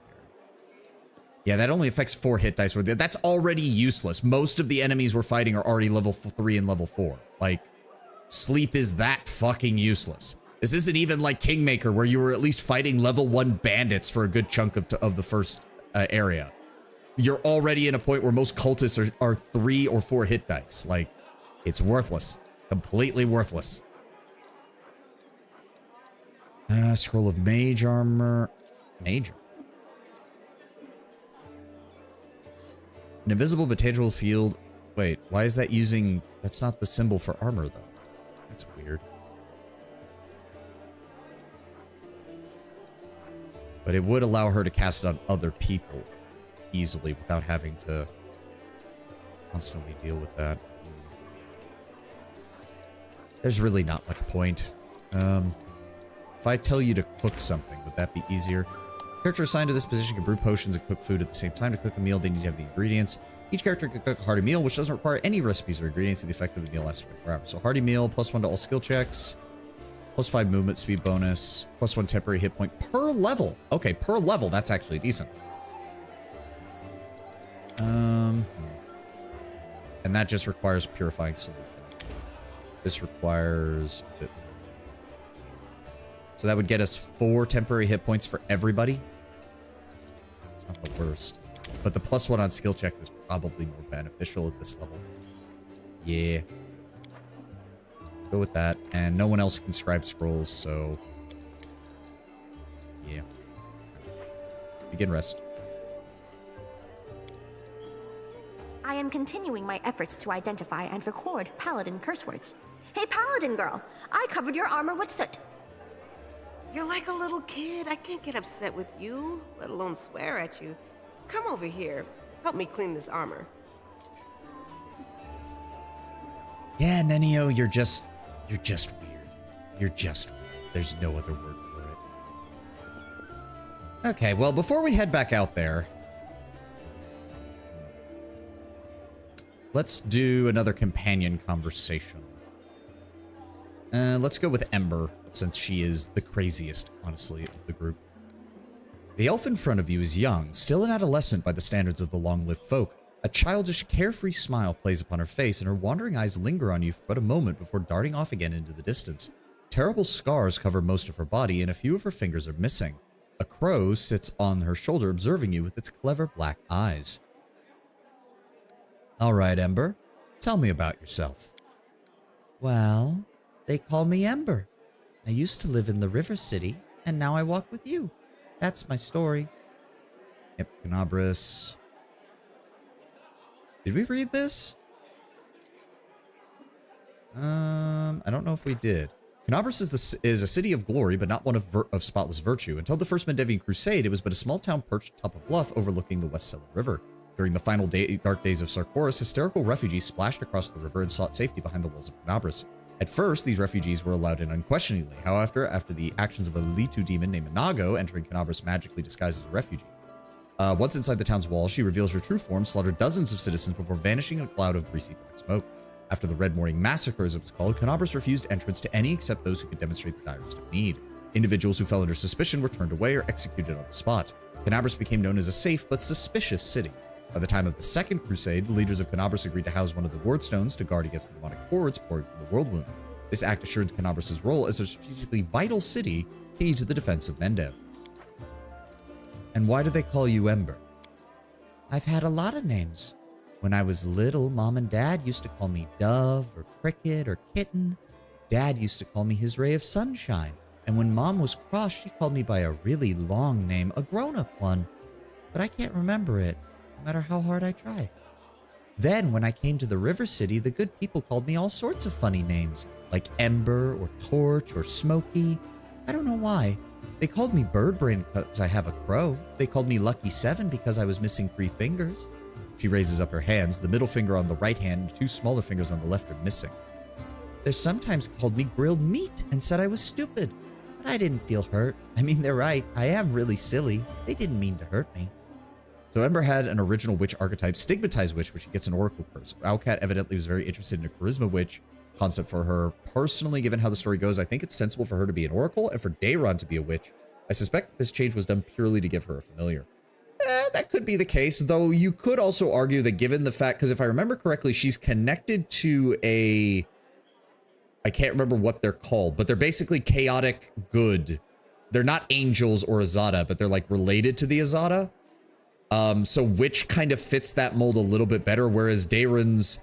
The thing that Dayron has an issue with is very clearly like lawful evil.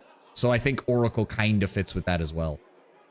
Overall, they're not that, to be fair, to be Imperial Lord, good aligned, general term for good aligned demigods, lawful, neutral, and good. Oh, okay. That's what I couldn't remember the title of. Like, I don't think it doesn't work, and I do think that, I don't know. I think overall it works. Plus, I still kind of think it works with Dayron as well, because his powers are meant to emulate more holy powers, because he is an Asimo.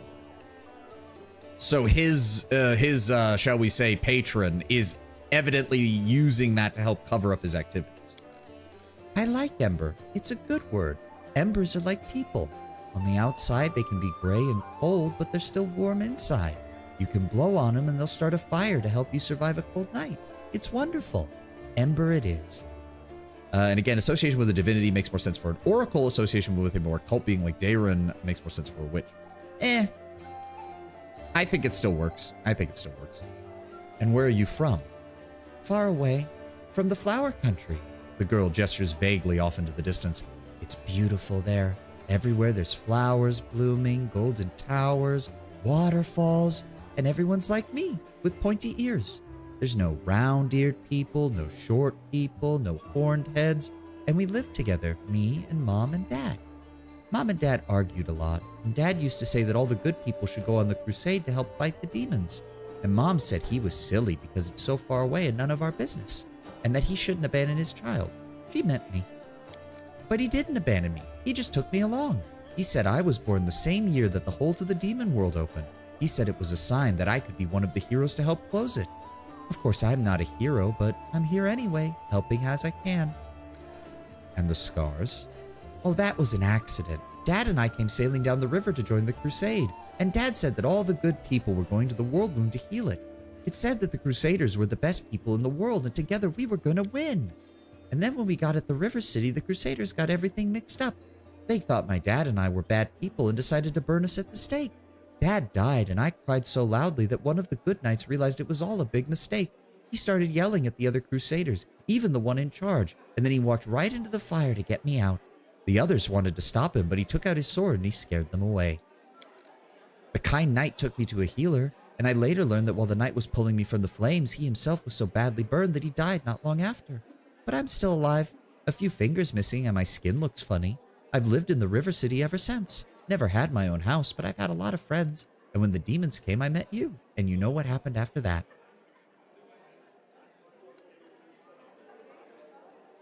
Is it really so easy for you to forgive people? I don't think most could be that merciful. Well, no one can say how much good or evil they have in them. No one can see into their own soul. Ember smiles and tilts her head. Her inquisitive look wanders over your face as if she's trying to look into your soul. No one knows until it's time to check. And do you worship any of the gods? She shakes her head with an unwavering smile. My dad taught me to pray to Iomade. He said she was a kind goddess and she called people to crusade against evil. But the knights who burned my dad and me worshipped her too. They even lit the fire with a prayer to her. And she didn't do anything to help us. But then one kind knight alone without any gods changed his mind and saved me. I think the gods are the same as us. They don't really understand anything and they're scared of everything. So they hurt themselves and the rest of us. People worship gods only because they're afraid of being responsible for themselves. And the gods listen to the praise and a lot of them become smug and arrogant. And they start to believe that they're better than us. But really, they're no better. They're all silly sinners just like the rest of us. Sometimes I pray to the gods. Different ones, the good ones, the bad ones. I just ask them to stop fighting and hurting each other. I don't think they ever hear me, but if they do, I mean, the knight who wanted to burn me, he was able to change his mind and do a good thing. If he can change, maybe Baphomet can too. See, this is actually why I love Ember, because... So, I've done this before with some characters, where I'll say stuff like, that's not how that works. Like, and Ember is wrong, that is not how that works. But she's the only one who's managed to call it to go full loop around to where it's endearing again. How old is Ember really? Probably a little less than... No, Lord Bramber, did you not read earlier in the description? Where is it? I was born the same year that the hole to the demon world opened.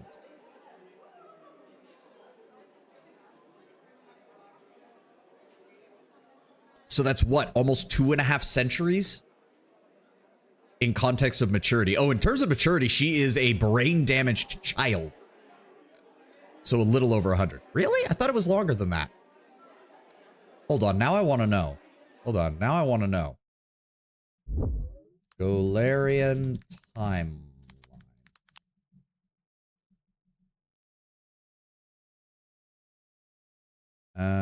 Age of Lost Omens began in 4606 AR. The present day of the Pathfinder sending is 4725. Okay, so no, you're correct, Lord Brember. My apologies.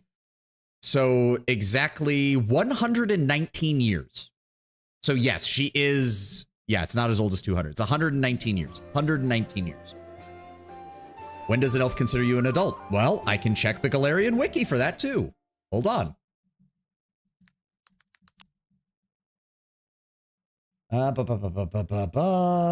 Personality, age. Oh, no, it doesn't appear that they have anything. I don't know what the age of adulthood is for elves. Hold on. Pathfinder, elves age chart. There we go. Pathfinder reference document. Adulthood is 110 years for elves. So she is quite literally, over the course of this adventure, she would finally be considered an adult by the standard of elves. Just barely. Like, we're talking like 18 to, technically late 17. Over the course of this adventure, she will cross over to the elven equivalent of 18.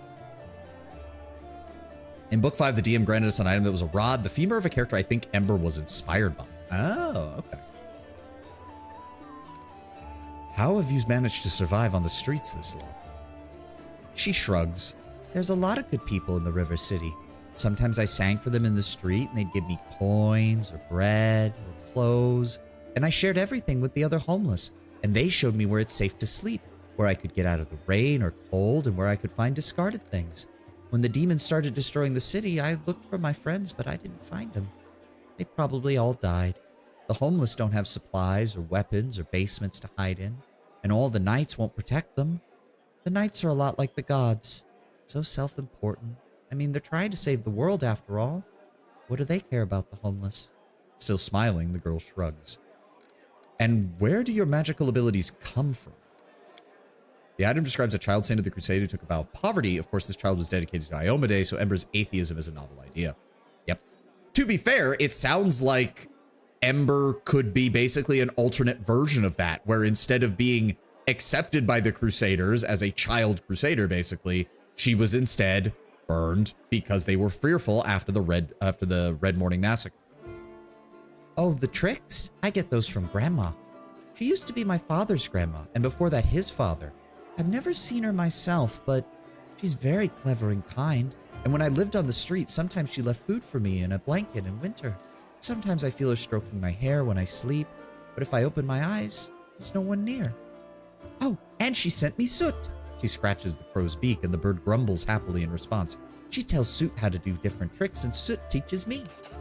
It appears that Ember does not know exactly who gives her powers, but you can guess from her words that her patron is Andaletta, a powerful archon, one of the Imperial Lords known as Grandmother Crow.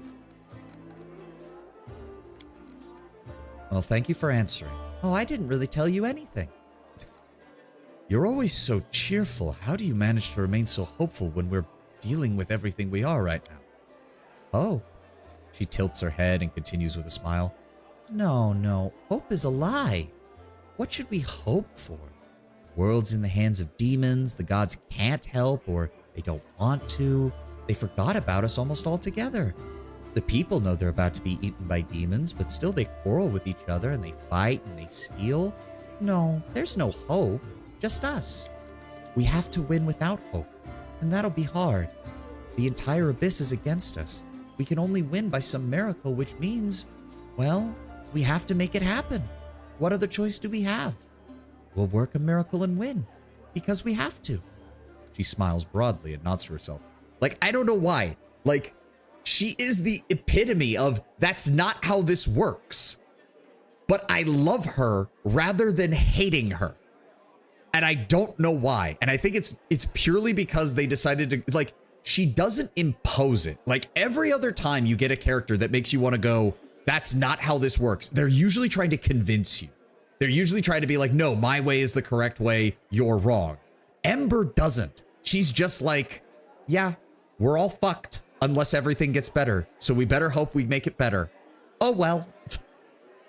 I think that's the main thing. She doesn't try to convert you. Whereas every other time there's a character that makes you, like, you've seen it before. You've seen it before when we dealt with Jody. When we dealt with Jody in Pillars of Eternity 2. And I was literally just sitting there like, that's not how this works. That's not how this works. I have literally talked to your god. That is not how this works.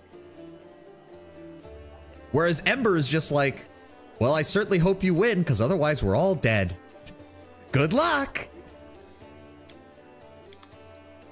Also, thankfully, she does not have nearly as much dialogue as some of the others. Okay, I don't think we need to do anything else. Everybody's rested. Everybody's set to go. We've got our backup weapons. Right, the purple stone knife. I forgot about that. Even Aothas, Jody, this isn't how it works. Yeah, no. Like, I was really hoping that Aothas would lay a bit of a smackdown on her in the epilogue, like right at the end. Like, Jody, No, that's not how this works. Like, if she still goes crazy in her ending because we fucked up her story, fine, I get that. But I was really hoping for a little bit more from Aothas, just telling her, like, no, stop. That's not what we're doing. All right, we have more shit to explore before the Battle of the Defender's Heart, so...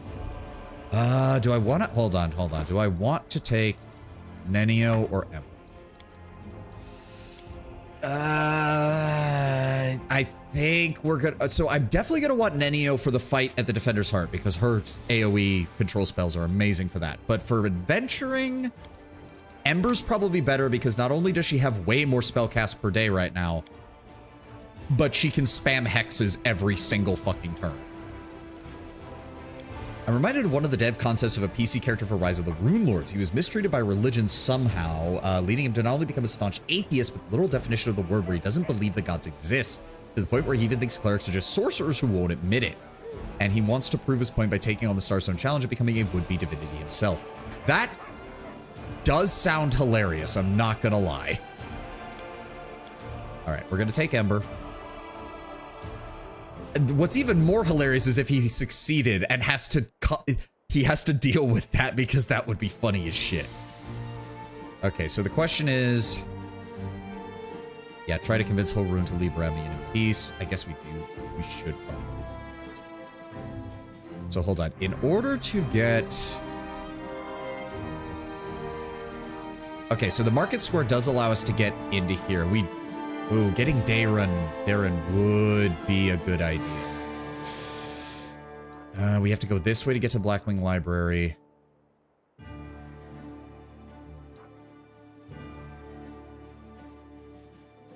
Silken Thread, the Tower of Estrad. We do want to do the Tower of Estrad before the fight, because if I recall correctly, if you can clear out the tower before the battle at the Defender's Heart, it does help.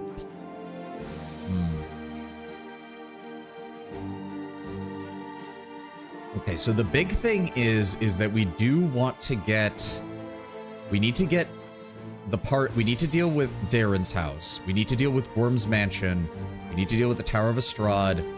We need to deal with the Blackwing Library. And we need to deal with the rest of the Market Square before the battle at the Defender's Heart.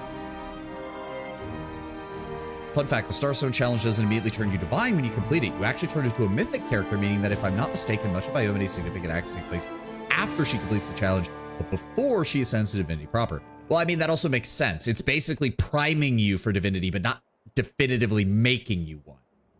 Like, that's the whole point. Because Eridan, I think, did the same thing. He completed the Starstone Challenge, then went out and basically...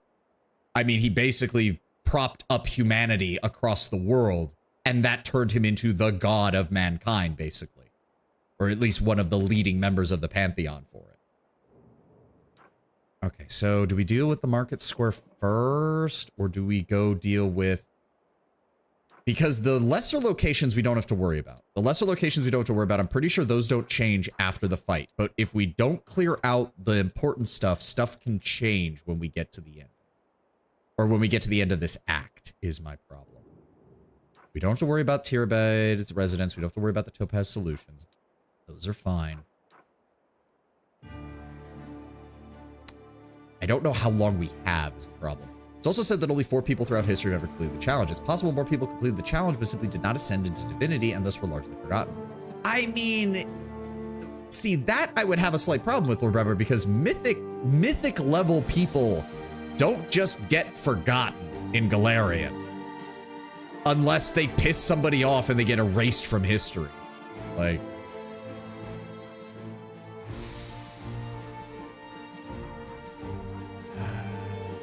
I'm just worried that if I take too much damage in Market Square, we're not going to have time to deal with the rest of this shit. Oh well, I'm going to make a hard save here in case I fuck it up. All right, heading back to the Market Square. Let's get all this stuff taken care of. And random encounter, of course. I don't know if we can get to level... Really? Okay, okay. Wenduog. Ember, if you could try to knock him out, that'd be great.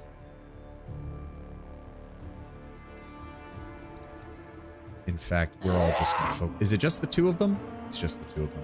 Okay. We'll try to deal with him. Melia, go deal with that. Sela, go deal with that. Woljif, there we go. Sneak attack. There we go. Can't make the demons wait. What have they got? Some basic equipment. Every little bit helps. We are already low on funds, unfortunately, because we spent a lot on that ring.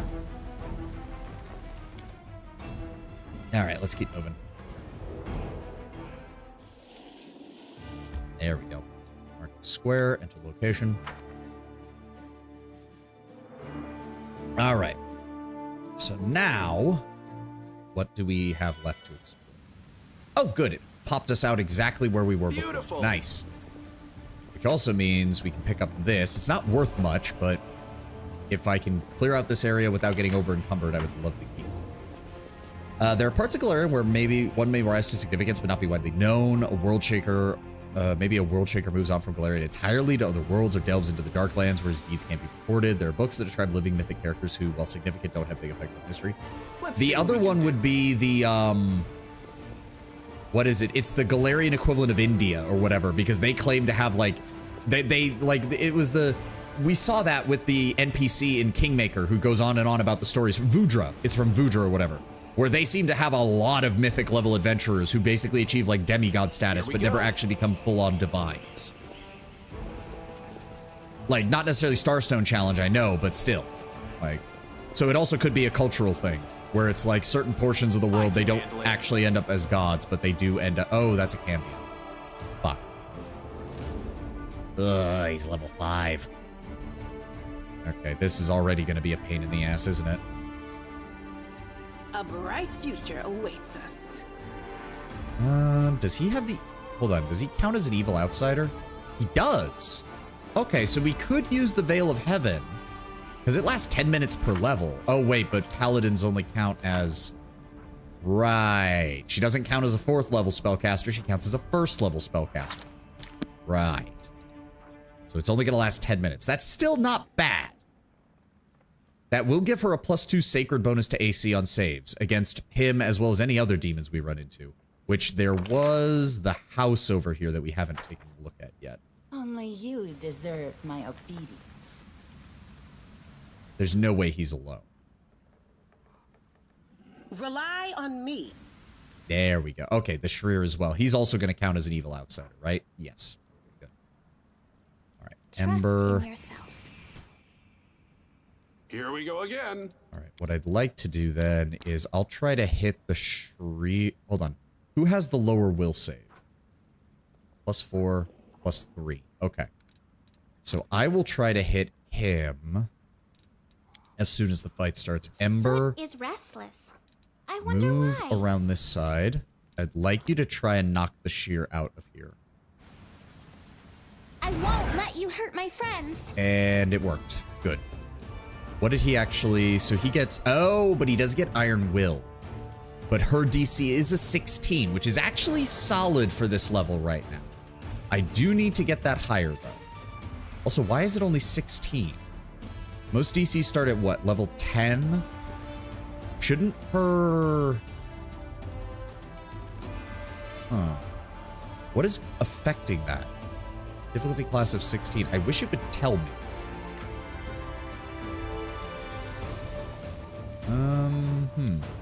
Because I would have thought her charisma would play a part in it, as far as that. Because he already has a +4 modifier there. You'd think it would be higher. Oh well. Also, it occurs to me. Oh yeah, her Raven Familiar isn't out. Oh. Yep. Alright, regardless. Okay, the Sheer is down. Oh, God. Oh, he's gonna get an invisibility spell off automatically. He's already... Fuck you, piece of shit. Alright, the Cambion is a problem. We have another Sheer over there. They are focusing on her. The Evoker is. Let's try to knock out the Evoker next. Wenduog, focus on the Cambion. Me to stop. I'm gonna focus on the Cambion as well. Sela, get in there. Woljif, hold back until there we go. No. Don't go this way. Cover me, all right? All right, the Evoker is also down. Good. Let's try to knock out the other one as well. There we go. Can't you just die There we go. already? Yes, critical hit. I don't care. Go after the evoker next. Spirits demand your Stab you or zap you? Why not both? No, go after the evoker next. He can do way more damage than a sleeping enemy. No match for me. Yo. Okay, so now we need to find the invisible guy. Ow! Why is he focused on Woljif? No. Good God, Woljif, run. Woljif, run. How the fuck did you already get hit for that much? Okay, hold on.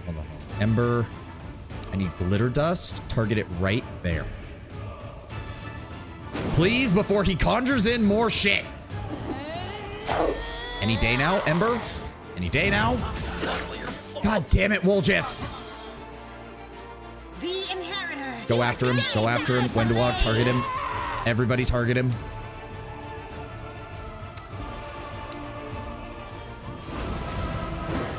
Kill him. Kill him before he summons yet more shit. There we go. Gray Pox? Where did you even get that? The fucking summoned animals. God damn it, Woljif. Can't make the demons wait. Okay, I need to turn off. I need his AI to stop. He keeps fucking running him right into fights. How do I adjust his AI? How do I adjust his AI? Isn't there a fucking... Or do I just have to turn it off? Because I will. Gray Pox is what a shear applies to their weapon attacks because they chew on their blades. Oh, so that one sneak attack was all that was needed. Fuck! Oh, I fucking hate that.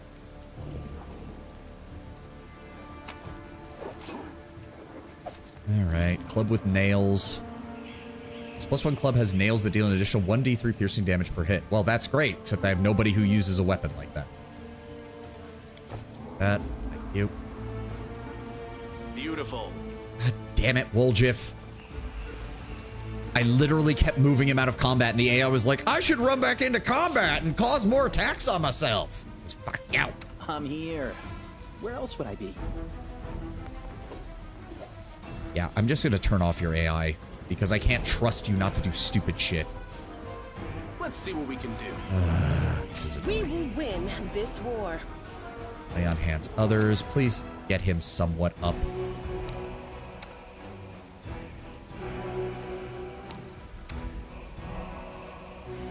That's good. That'll My tail is restless. There. Okay. Here we go. And hey, look, we got some of the mongrels here. What's up, guys? The young mongrel looks around in every direction but up. Maybe we should go back. This place isn't for us. It's too open. An enemy could come from anywhere. The air is weird. Why is everything moving so fast?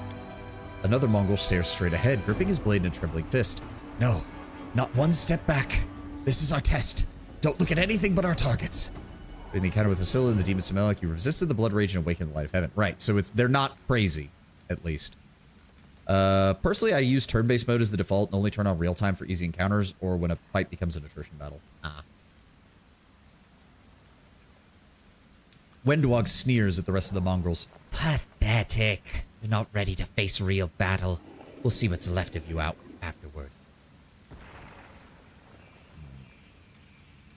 Did you see my combat on Cambions? Oh, sorry. I was kind of out of it when that combat encounter was going on.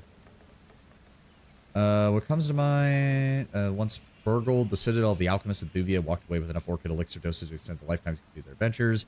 The classes associated with the Sin Cambions are Ranger, Wrath, Alchemist, Gluttony, Bard, Lust, Fighter, Sloth, Wizard, Pride, Rogue, Greed, and Cleric, Envy. Oh, okay. What are you even doing out here? The young man turns to you. He has one healthy eye and a lumpy growth where the second should be. It's you. It's thanks to you we made it to the surface to help fight the demons. The shield maze has fallen, but Soul slowed everybody down. He's an old man and he's a bit afraid of everything, but we can't just sit in the dark like root vegetables while big things are happening up here. So we tried to follow you through the shield maze and we came out into a fortress, but wow, there were too many demons there. So we dug us another small passage into the city. It took us a few days, but we did it. We're ready to fight. Okay, we do need everyone who can hold a weapon. How about this? Go back below ground and wait at the shield maze's exit near the fortress. We'll get them on both ends once we're ready to attack the Grey Garrison. Go back? But Oh, I get it. An ambush. Good idea. Yeah, we get it. We'll understand. We'll attack from below as soon as we hear the fighting start. We should have just let Savamelik finish. Then they would be a force to be reckoned with. Right now, they're just a gang of cocky kids. Hey, we're the Crusaders of the Underground. We'll fight like our forebears did. Yeah, shut up, Wenduog. I'm taking you along because I like you. I'm not taking you along for your tactical advice. I can handle it. Okay. What else is around? Oh. Hello. Oh. Master guy. Whoop-de-doo. Oh. Can't make the demons wait. The bodies have a variety of wounds. One is covered in burns, others have weapon or claw marks. It is safe to assume they were all decapitated by a polearm. Or decapitated post-mortem. Apologies. I read that completely. Beautiful. Oh, is there anything? Oh, and there is the ad. All right, give me 1 second. I'm going to run to the restroom real fast, and we will continue in a moment. I'll be right back.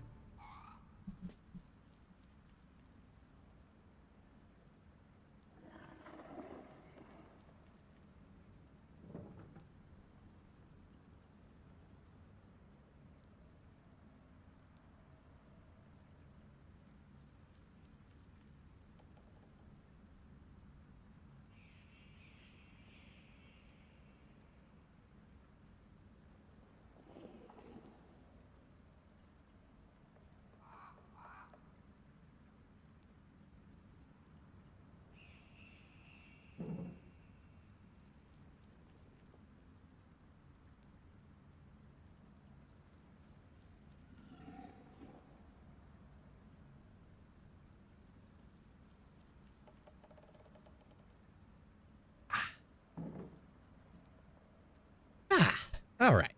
I'll just wait for the ad to finish in a moment. Check on people's... Oh, right. He does have... Whenever they deal sneak attack damage to the foe, they can debilitate the target of their attack, causing it to take a penalty for 1 round. Taking a -2 penalty to AC. What are his other options for that? Disorientating, causing them to take a -2 penalty on attack rolls. Hampering injury... All the target speeds are reduced by half. That really doesn't... Yeah, just stick with the anti-AC ability, buddy. Just stick with the anti-AC ability. Let's go ahead and pull those off. Put you over here. You don't need that. Spell. Let's around. You do not need charge. You should not be charging at all. He does count as a... level 4 caster, so honestly, Don't mind me. throwing some additional armor on him is not the worst idea. Go ahead and cast that on yourself, Wooljiff. Let's get your AC a little bit higher. So yeah, that gets him to 19. Good. That's passable, at least. At least that is worth a decent chunk of change. We should get some nice money out of that. Anybody else I need to adjust? Oh, you also got hit by that. Fucking hell. What's on your mind? You've got 4 healing spells. Go ahead and top yourself off, Vanilla. Thank you. Yes, I know it's overriding the braces of armor, but it's still better. I don't care. We'll make things right. You do that, that. Dismiss spell. Put that over here. Unholy zap. Is that a ranged touch attack? It is. Okay. I suppose that is better. Does she also have the holy version of that? She does. Good. Divine, and because I'm pretty sure that works out better. So go ahead and use that in place of the crossbow. I will help where Oh, I right. can. I almost forgot. There we go. There we go. You now have a composite bow as a backup weapon, which is better. Masterwork dagger. You have masterwork daggers, right? Yes. Good. Okay. Ad's over. We can keep moving. Let's go find the rest of this stuff. We have more stuff to do. More things to explore. And we want, as I said, we want to try and get as close to level 5 as we can before the battle for the Defender's Heart. Because that will make things significantly easier. Alright, so if I recall, the game did warn us about a... Yes, this fire was no accident. It looks like the work of a Brimarack, a pyromaniac demon. Okay, so there's probably fire damage in here, most likely. And it also means that I'm going to be useless because my ability is not going to let me bypass that.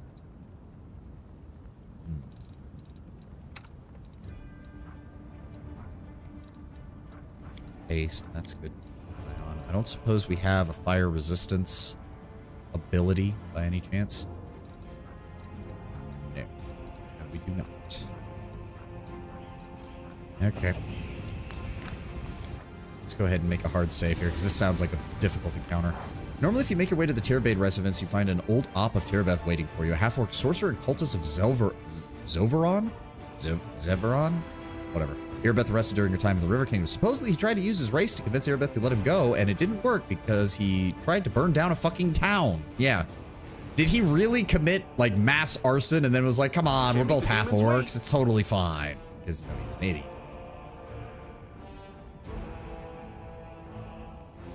Alright, I've got a bad feeling about this, but let's go inside. Oh, this just... Oh, this is gonna go badly, isn't it? Beautiful.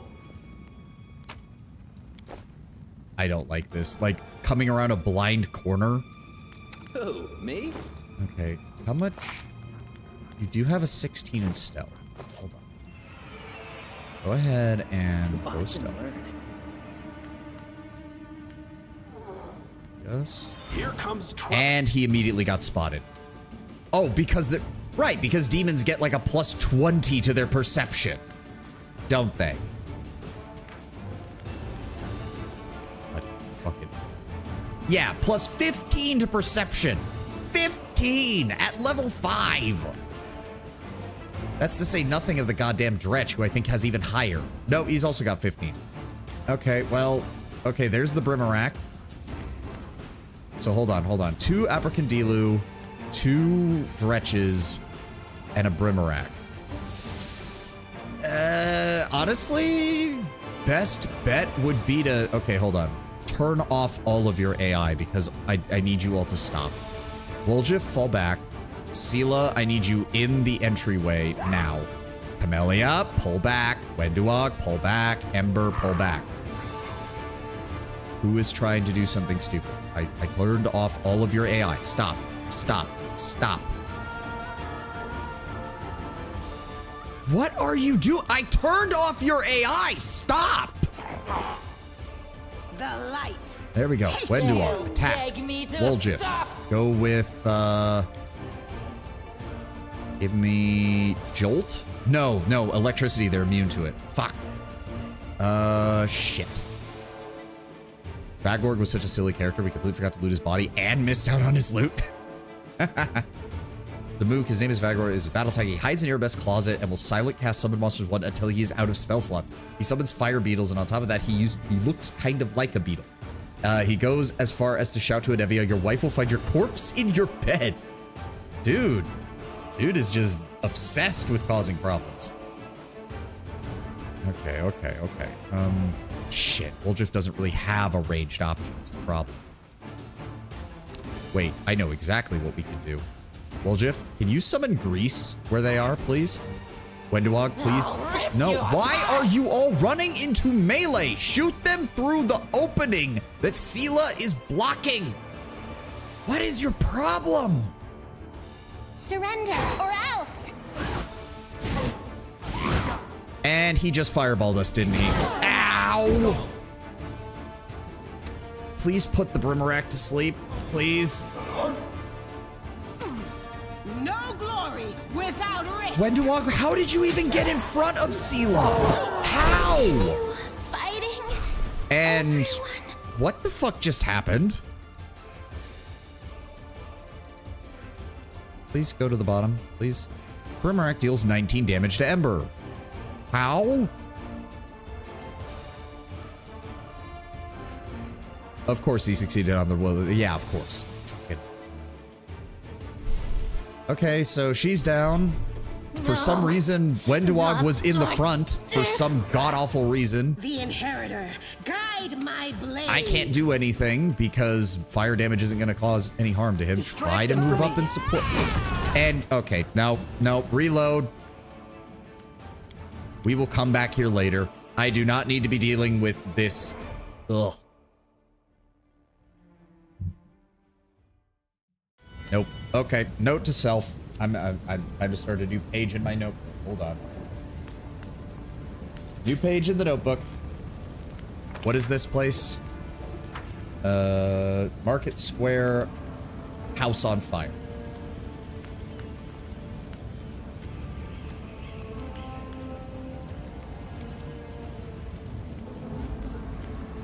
All right.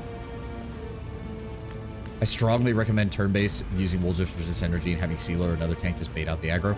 Yeah. I mean, that's what I kind of tried to do, but then everyone decided, should we shoot through this opening that we totally can at range? No, let's run forward and try to melee the enemies for no fucking reason.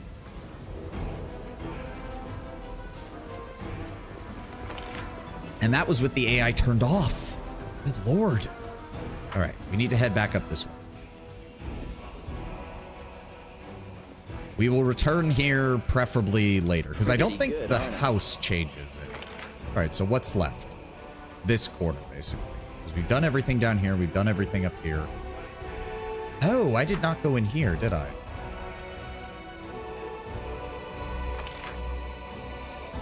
Come on, everybody.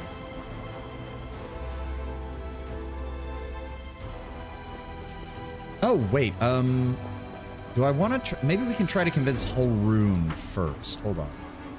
Where was he? Over here, right. I'm hoping we can, because I'd rather not have to kill him. As much of a dick as he is. Didn't we already ask him about all this? I thought we did. Yeah, I had talked to Ramian. He's not your enemy. He only wants what's good for Canabras. The Inquisitor gives you a black look. I would consider these words an admission of treason from anyone else. But I will not draw my weapon against one who has been given a heaven-sent gift. And I won't, as long as you don't do anything to make this situation worse than conniving with that rabble-rouser Ramian. I won't ask you again to kill him, but as soon as we liberate the city from demons, my faithful will find him. Alright, fine. There. Quest solved. Thank you for the experience points. Please stop being an idiot. You won't, but I'm going to ask you anyways. Also, we probably should have done that earlier, because that would have gotten us more than enough experience to level up before we got into those big fights. Let's see can I tell Ramian that he's no longer... Yeah, I managed to calm Holroon down, but he's still hellbent on driving you from the city once the demon attack has been repelled. Well, I suppose I should be pleased, but the idiocy, the injustice of it all, it makes my blood boil. I will leave Canabras, but not before we fight off the demons. No matter what happens, thank you. I don't remember. Okay, so I know this is... I'm pretty sure this is mutually exclusive. You can either send Ramian or Holroon to the Defender's Heart Tavern, and they help with the final fight of this act. But I think Holroon's guys are better. Because all Ramian's guys do is, like, knock out a couple of low-level enemies with sleep spells, and that's it. Whereas Holroon sends you help when you get to the mini-bosses that are in the final zone. So we're gonna hold off until I can convince Holroon to go back, because his guys are better. Just straight up. Alright. Light of sight is awful in that house, so even your ranged characters will try to cram it. Yeah, I've noticed that. Alright. Might be trap, might be treasure. I see that. Thank you. I'm here. Where else would I There be? is... Yo. This is my kind of work. Thank you. Journal. Let's say journal about the experiment. Experiment day 1. I was able to catch a quasit. Iori be my witness. It wasn't easy considering my humble physical condition. Luckily, it was a scrawny specimen, about 7 pounds with a wingspan of 2 1/3 feet. When it awoke, the quasit first tried to attack me and then ruin my clothes with its caustic saliva. Day 3. I have begun a linguistic research. My goal is to study the languages of the quasits. I'm quite convinced they have their own dialect. Though understanding their speech, I will be able to understand their way of thinking and convince them to rebel against their lord's tyranny. Okay. A revolution will roll through the abyss, and the powerless will rebel against their oppressors. I'm sure that Everbloom Milani will not refuse her patronage even to such creatures as these, if they would break their chains of slavery. Okay, so we're dealing with someone who is absolutely delusional. Unfortunately, progress is thus far insignificant. I've been able to catalog only 2 words, which I suspect mean rend and carrion. The closet formed both words quite vividly when commenting on my person. While I was entering the record, the closet managed to steal my watch and throw it into the chamber pot. Judging by his spiteful giggling, he is quite delighted about his little joke, and despite the naughty trick, I am somewhat glad. Jokes and pranks are a part of cognitive communication, which I fully intend to establish with the specimen. I grow more and more convinced that I made the right decision in leaving Absalom and Foray Logos, the so-called wise house, more like narrow-minded fools stuck in the paths under the sway of their ringleader, that chatterbox, the fool of fools, Jubilos Narthruple. They've never appreciated the progressive nature of my theories. Yes, because you're an idiot. Today, the closet day forward, the closet bit my nose off while I fed him. Like, straight up off? In response to my shame, I beat him with a wand. Such behavior towards a sentient being is unacceptable, and I repent deeply. I've also run out of meat. The specimen and I will have to make do with porridge and soup. Experiment day 6. It has been 3 days since the specimen switched to a vegetarian diet. At first, the closet refused to eat the plant-based food, but then ate some cabbage soup and poked at the porridge with his claw. His face looks so tragic. Does he know he doesn't need to feed a closet? Probably not. Day 7. The specimen has completely lost all signs of aggression. At dawn, I was woken up by his moaning. The closet was rolled up in a ball in the corner, whimpering. Despite his dangerous appearance, it is quite impossible not to feel compassion towards the poor creature. I had to take prompt measures and give the specimen a laxative potion. The closet now reacts to me with confusion and fear, but at least it's not suffering anymore. His gastrointestinal tract must have reacted unhappily to the unfamiliar diet. Day 10. A great day. The switch to a completely plant-based diet is complete. The theory that closets can only eat meat and carrion has been disproven. My eternal opponent, Sir Jubilos, will just have to go drown himself in a river. The closet has become peaceful and easygoing. He no longer tries to eat my boots or the feet inside them. The specimen's behavior has become gentle and friendly. He shows some interest in ball games and physical exercises, and I have named him Pecker. Today, he initiated communication and tried to explain a new word to me. By all evidence, he was making up the word during the communication process, but there's never been such a word in the closet language. The meaning, as I understand it, is safety, comfort, and calm. I see no further need to keep Pecker on his chain. The experiment has convinced me that the vicious and evil traits attributed to closets are acquired habits, not natural or inherent to their nature. Bullshit! Over these days, I have really grown quite fond of him, and by all evidence, Pecker likes me as well. He's gotten used to napping on my knee while I'm writing my observations in my journal. Maybe someday this closet will become my familiar. The current stage of the experiment is complete. Pecker and I are soon off to Absalom to present our findings before the professors at the Foray Logos and become a scientific sensation. On our way, we'll make a detour to Avestan so that Pecker will have a chance to better adapt to civilization. I hope the little trickster enjoys the journey. Yeah, that's not how this works. That's not how this works. It really isn't. Stories, scroll of protection, 3 gold coins, and some food. I can handle it. Near as I can tell, that is literally just the demon knew it couldn't get anything by being actively hostile, so it just waited until he eventually let it go, and then he probably killed him. I forgot a lot of environmental lore, but the guy is the highest of imbeciles, and I hope the closet ate his soul and shat it out somewhere. Can't make the demons wait. Well, unfortunately, I don't think it was a demon that got him, because I distinctly remember this encounter because it fucked me up so many goddamn times. Beautiful. So I need... Okay, I know... I'm pretty sure I know how this works. I'm pretty sure I know. A bright future awaits. Sela, I need you right about there. Well, Melia, right there. Woljif, back up a little bit. Wendua, back up a little bit. trust in yourself. And then, if I recall, I'm gonna need glitter dust here. No? I could have sworn. Are very helpful in this book. Yeah, I know, which is why I could have sworn that I... He's in the walls? Really? Oh, did I just okay, no. Reload the quick save. I'm not wasting 3 spell slots if he's not going to spawn. Because I remember getting fucked up by this encounter multiple times, and I got sick and fucking tired of it. A bright future awaits us. The fighters must have been caught off guard. They died before they could even draw their weapons. Their bodies are covered in a thin layer of ice that is slowly melting. Cast it on the rubble. Ah, okay. Hold on. Reposition then. Reposition. We'll win this, one way or the other. Nope, don't touch the body. Touch the body. Ember, over here. Wenduog, over here. Woljif, you stay right there. Yes. There he is, Shadow Deep. That's what I was... Yeah, this thing. Level 7 outsider. Glitter Dust. His AC is low, though, but immune to damage from non-magical weapons, which is a massive fucking problem right now.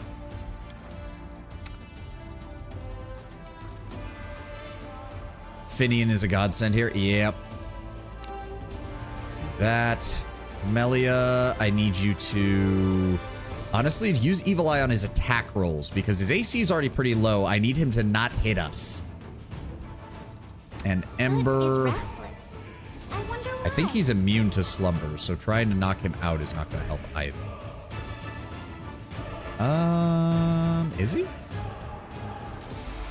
Electricity, coal... No, he's not immune to it. Interesting. Is he? Or is this something that's gonna... He's gonna ignore armor and shield bonuses. Yeah. Yeah, I know. Alright, so we do that. Wenduog, I need you to start focusing fire. Oh, right! She can use spirit weapon enhancement. So if Camellia uses that, she should be able to hit him. And then I'm also gonna have you smite evil. Woljif. I don't think your shit is actually going to work, so... No, because he's acid, cold, and fire. Does he have immunity to electricity? He does. Electricity and cold. Fuck. So nothing... Woljif can't do anything. So after book 2, my Wrath character Kyvlor developed a deep, deep personal hatred of Invidiax, the Shadow Demons. Ah. Oh, why is he going after Woljif? You son of a bitch. Alright, Melia, engage. Yes, I know. Wenduog is the only one who can hit him. I am aware, game.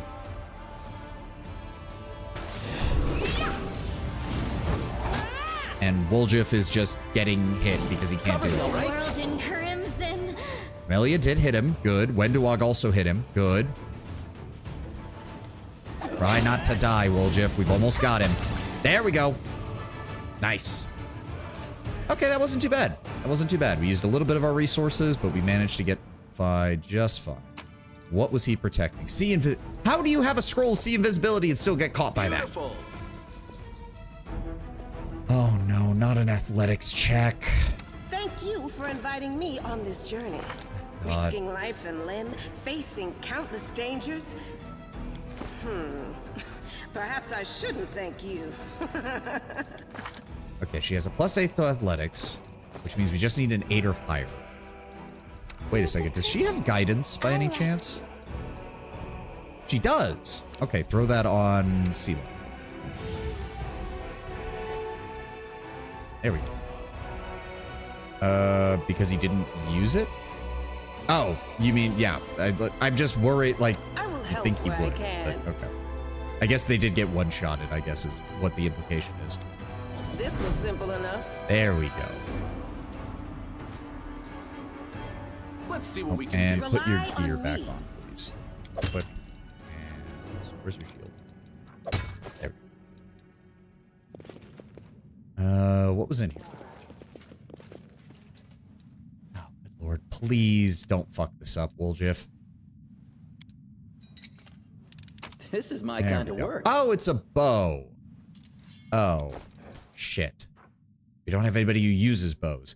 Whenever this +2 composite longbow confirms a critical hit on the enemy, the target must pass a will save, DC 20, or suffer a curse. The cursed creature takes a -1 penalty to will, -2 fortitude to -2 to fortitude, and -3 to reflex. Ooh, pardon me. It can only be removed with a remove curse spell. Damn, that's actually really good. If Lan was in our party, that would be amazing. But he's not. That's actually, hold on. She does. So hold on. She does still have precise shot and point blank shot. So putting this on her for right now might not actually be a bad choice. Hold on. Only you deserve my obedience. Switch to that. Let me see what your weapon. +11, so that's still good. Yes, so for right now, this is better because it's a magical weapon. Not bad to give to Wenduog while she's not super specialized. Yeah, so that also means... So hold on. Masterwork and Cold Iron, so that still fits. Cold Iron, Masterwork, Rapier, that's fine. So if that's the case...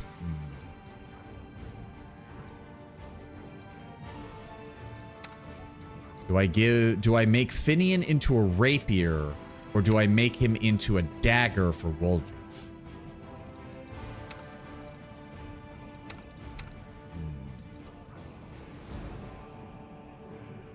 Temporary enhancement +1. No, she has ways of getting around the magic thing. So yeah, let's give it to Woljif so that way if we run into anything else that needs a magic weapon to damage. So let me see here. Dagger. Okay, go ahead and put that on you. Thank you. All right. I can handle it. We're good. Woljif took a little bit of damage, but otherwise we're fine.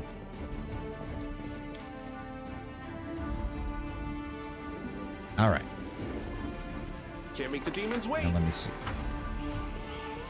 Not done with this area yet. Oh, fuck. Okay, ghouls. You know what? Turn-based mode. Because these can be a problem. All right, Windowog. Gauge. No match for me. Okay, 7 damage. That's not... Wait. That's literally the lowest result you could have gotten. Thank you, Wendowog. All right, Sela, I want you to go body block. All right, take you. And you missed, of course. Let's try to... Hold on. Delay till after Camellia's turn. Yep, he's going... Oh, he's going for me. Oh, that's not good. Slumber is useless on them. Divine Zap will work, I believe. Unless she misses. Or, no, Fortitude say... Wait. Why did it say...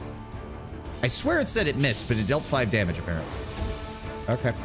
I'll cut you wide open. Thank you. Then move forward. Then we're gonna have you... You should get the... No, wait, they're immune to sneak attack. Oh, no, they're... Okay, all right. Never mind. They're not immune to sneak attack. Fireball.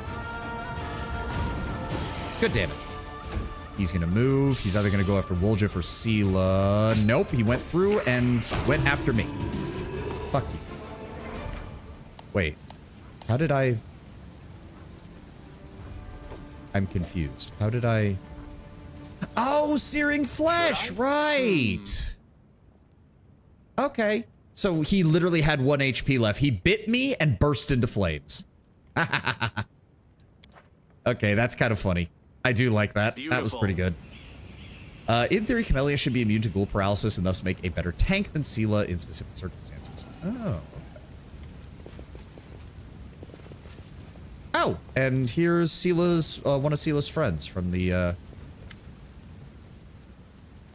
A short, hooded figure is poking about some bodies lying in the middle of the street. The stranger drags the first body off the road, respectfully props it against the wall, and places the corpse's hand on his chest. The figure then freezes, as if hesitating, and you see him reach out his hand towards the beautiful gold amulet hanging around the corpse's neck.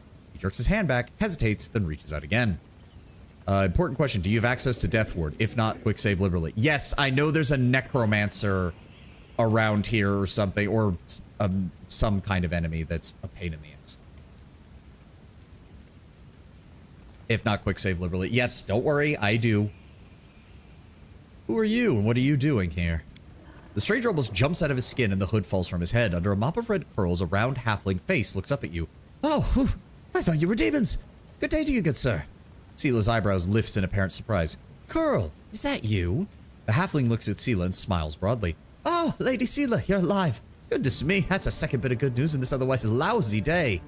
And what was the first bit of good news? Well, stick around and see for yourself. You know this person, Sela? Yeah, meet Rimvi, better known as Curl. He's one of the Canabrian locals, but fights in the Condemned. He's one of a kind, a rogue with a heart of gold. Oh god, Sela, please tell me you don't actually believe that. Sela smiles, then adds a bit more seriously. Curl, it's probably none of my business, but you should ask yourself if what you're about to do is right. The halfling's cheeks flush, and he hides his hands behind his back. I mean, I didn't. I just thought... Oh, it doesn't matter. Sela, we have literally been looting corpses all day. I find it hilarious that Sela would be on his case for robbing a corpse considering that's practically what you do. I think the only way I can kind of rationalize it, Lord Brownbear, is he's in the Condemned, so he's supposed to be showing that he can become a better person and earn his redemption. So it's a case of, look, Curl, if you were a regular fighter, it's one thing, but you're in the Condemned, so you should be holding yourself to a higher standard to show people that you're better. And then once you're out of the Condemned, we can have a discussion about, you know, battlefield salvage, shall we say. I think that's Sela's angle. It's like, Curl, you haven't even proved that you can handle being a Condemned. Maybe don't dig that hole further. Have you seen anything useful going on in the city? Oh, afraid not, good sir. I just left the Defender's Heart just a few hours ago. Before that, I was holed up in here and too scared to leave. Spending all that time under Commander Erebus knows was something. He's a strict one. Whew. And when she gets antsy. The argument I'd give is he's about to snatch jewelry instead of something practical that'd be more justified considering the situation. That's also true. Oh, don't even start. I've had her breathing down my neck last me a lifetime. So, looting corpses? No, the halfling process. Rimvy Curl may be a rogue, but he doesn't loot corpses. I just needed to get the poor lad's bodies off the road. My friend and I are on a terribly important mission, and we need to get it through. He's interrupted by the sound of wheels rolling on paving stones. A cart drawn by a sad little horse appears from around the corner. A pretty half-elf is driving it, and a young man in knight's armor is walking alongside. Even from a distance, you can see his tan face and his blue eyes shining brightly. The halfling straightens up. See? In terribly important and very heroic mission. My friends and I are saving the beer cart from the demons. As he's speaking, the newcomers notice you, and the knight cries out in jubilation. Seela! Never thought I'd see you again. Thought you were headed to the main square. That was the center of the demons' attack. The half-elf smiles warmly as well. Hello, friend. Glad to see you're all right. When we got separated by the crowd in the celebration, I knew right away that something was wrong. And when the demons appeared all of a sudden, I realized that was the reason I'd been so anxious. I couldn't find you among the dead in the square, so I kept my hopes up, and I'm glad I was proven right. Seela's face lights up with joy. Oh, so you're the other bit of good news Curl talked about. You and Janna are alive. Well, by good news, I meant we found the beer cart. Sir Alon and Janna being alive amounts to a quarter of a bit of good news, maybe half. A beer cart? I don't suppose you could be willing to share a drink. The half-elf winks rakishly. Certainly. Just give me your flask, friend. If you walk with us to the Defender's Heart, you can have a more thorough sampling once we get the spoils there. Despite the cheerful tone, she looks at you with a bit of anxious hope. Janna, there's no need. The heart's close enough, and the three of us will be more than enough to fight off an attack if there is one. Besides, our friend here probably has better things to do.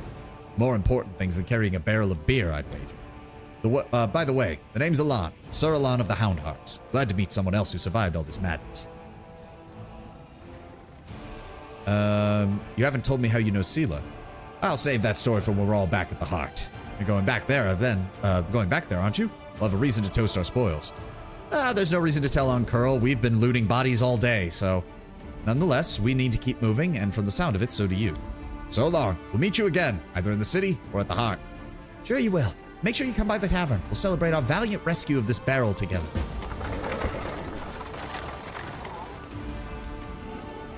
And yoink.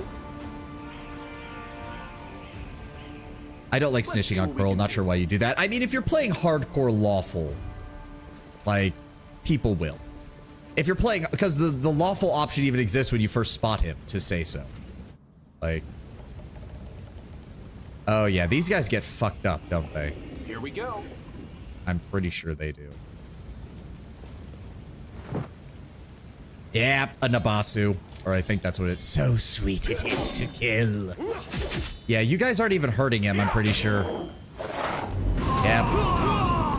And they die, which means they immediately get resurrected as ghouls. And then they tear apart their friend and eat his flesh. Yep, sounds about right. Woljif, I need you to just delay your turn, please. There's no point in you going in first.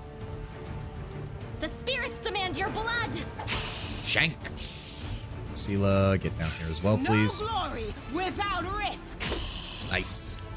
Ember, give me a divine zap on that guy, please. Oh, good. You actually managed to hit him. Really? Are you fucking kidding me? Distract him for me. There we go. All right, at least he got that. And you missed. God damn it, Windwog. All right, take a how do I take a 5-foot step? There is a way to do it. There we go. 5-foot step, just back up a bit, and then hit him with the fire. Good, there we go. I can handle it. Yep, they all died. Oh, they all had potions of healing on them. Thank God. Also, they had better looking shields, which means I can put these on you because it just looks... That looks so much better than the default green shield. It looks so much better. Got this one. Gray hair, ashen skin. This person fell prey to an Abasu. The demon sucks the very life essence from its victims and transforms them into... Can't make the demons wait.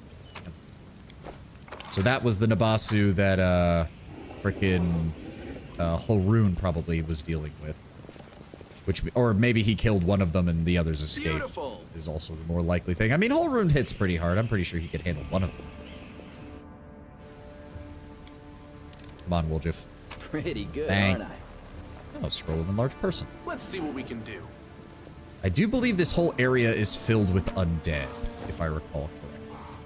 Yeah. Yeah, it's gonna be a whole thing over here, isn't it? Here we go. Okay.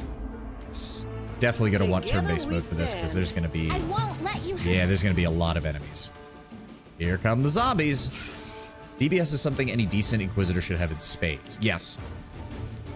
Alright, Sela. Smite Evil isn't gonna work. Veil of Heaven. Oh, that's Evil Outsiders. Right, so it's not gonna work against these guys. Yeah, they're just undead. Damn. Alright, Sela, move up. I'm gonna need you to block. The Inheritor. And miss, of course. Alright, Camilla, would you like to move up and support as well? Nope, you missed as well. A 1 and a 3. Thanks, game. Wendewog. Shoot. There we go. Thank you. Luckily, the zombies are slow, so I'm not gonna have to worry too much about that. Let's go after you.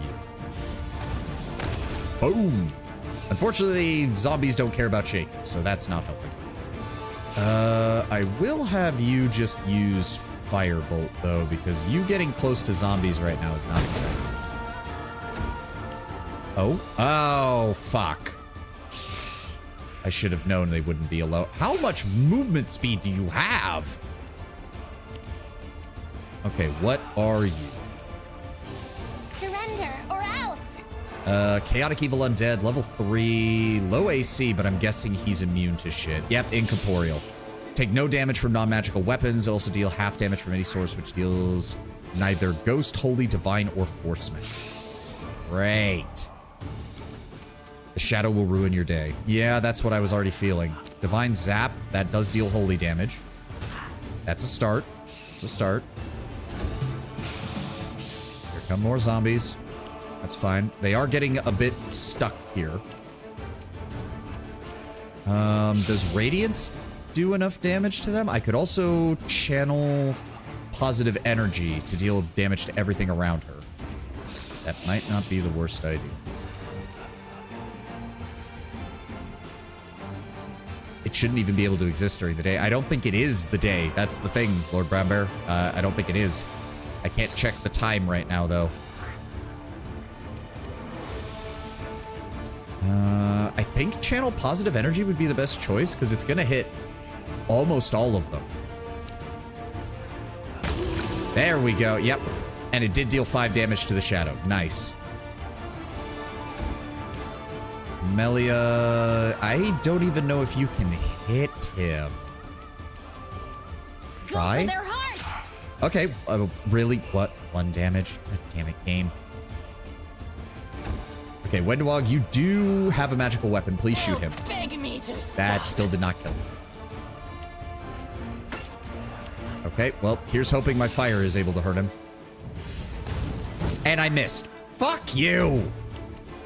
Alright, you do have Finian. Woljif, please stab him. Thank you. Ember, give me another Divine Zap. There we go. Sela, move up. Into the fray. Very nice. Camilla, move up. Perfect. That actually worked out great. I can handle it. We actually pulled that off pretty well, all things considered. All right. The dug up graves and other clues indicate that a necromancer has recently conducted their rituals here. Great. Need to find them. Is that a trap? Ooh. Is that a... Hey, that's a +1 throwing axe. The question is that better than the bow? Hold on. So, +11, 6 to 13 damage. +11, 7 to 12 damage. So, but it will allow her to use her shield right now, or, hold on. Hold on. Oh, but then Woljif isn't going to have a magical weapon, is he? I could give him the club.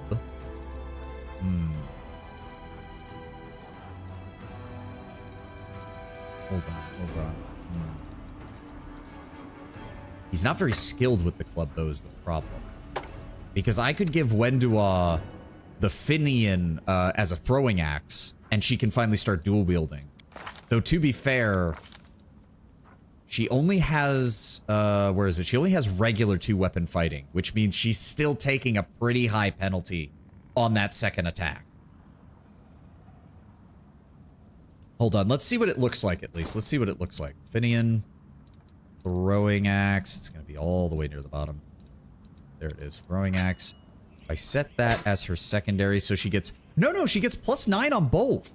Okay. That's workable. That's workable. Okay. So if that's the case, let's go back over to you. If I give you this... Oh. 2-weapon fighting plus... Why is he... Oh, because he can't use fighting finesse. Shit. Okay. That's unfortunate. Is there anything that he can use in that regard? There is not. We don't have anything that can be fighting finessed with him with that. Son of a bitch. Modify. No, that's not going to help either. Damn. Alright, Woljif, just hang back when we encounter stuff that is immune to anything that isn't magical. Now Wenduog has a right proper... She's getting a right proper build now. Because now she can make an extra attack. Which is actually a big fucking deal at this level. Yeah, I don't even think it's daytime. Like, I can't check the... I don't see anything to check the time, but it's very dark. Like, yeah, there's... Actually, that's weird. You'd think there'd be something to check the time, but there's... Oh, there it is. Yeah, it's 5 in the morning. So, I mean, it's not night, but it's still dark enough that it easily could be that those shadows are able to come out. Okay, we're not done here yet. Here we go. Hello? Who's up here? Oh, more undead, which means there's probably another shadow around here. Interesting that they have an aggroed, but I'll take it. Can we retreat already? All right, what are we dealing with here? Oh God, Woljif, no, not you. Don't go first. Why do you want to go first? Stop it. There we go. At least we got that. Wendua. I would really like to build that. Oh my God, that's so nice. All right, Melia, move up. Ember. Just move up. Sela, move up. Woljif. Oh. Why did it take a little while there? Let's get another firebolt going. Good. Here come the zombies. Oh, there is a shadow, but I don't... Oh, there they are. Oh, 3 shadows. Oh, that's not good. Oh, that's not good. Okay, Wenduog, I need you to take a 5-foot step back. I'd really appreciate if you killed this thing. I'll rip you apart. 6, 11, good. All right, the zombies are not the problem right now. We need to kill these things. There are 2 more of them floating up there. I should be able to use this and hit one of them. And missed on a touch attack. Again, how many times am I going to miss like that? The spirits demand your blood. Critical hit dealt 2 damage. Okay. Ember, take 5-foot step over this way. Give me a divine zap. There we go, dissipated. Nice. Sela, I need you to just body block the rest of these guys, please. The light. There we go. He's gonna come down. Yep. Ow. Okay, we did get an attack of opportunity off on him.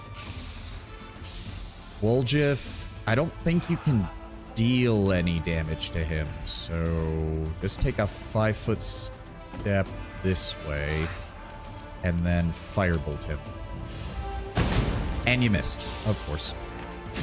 And okay, luckily these things can't move very far. Shooting into melee. Oh, that's why he missed. Okay. Windwalk. They'll beg me to Thank you. Okay, that's taken care of. We got real lucky. A Shadow's touch AC is the same as its normal AC. Yes, I mean, the point is, Lord Brown Bear, is that I have like a +6 or a +7 to most of my attacks, and most touch AC is either a 10 or an 11, and I am still missing a lot of these shots. And I really don't like it. Thank you. We hit that one. All right, Melia, block him. Thank you. Ember, give me a Divine Zap. Good. Sela. The inheritor. Yep. Guide my blade. Block him. Woljif. Just try to hit him. I don't think you will. Oh, what do you know? Nice. I can handle it. Grab the loot. Anything? Oh, there we go. So yes, there's just a little bit of this area Can't left. make the demons wait. And we'll almost have everything taken care of. One time in Pathfinder Society scenario, I was fighting an enemy. I needed a nat 1 to miss, and I rolled that nat 1 4 times in a row. Yep, we bet. Everybody who's played a dice rolling game has been there. Everyone. Ask nicely. Okay, if I recall correctly, I think that necromancer that the game mentioned is Let's up see here. what we can do. So I want to be... He's going to be a pain in the ass, isn't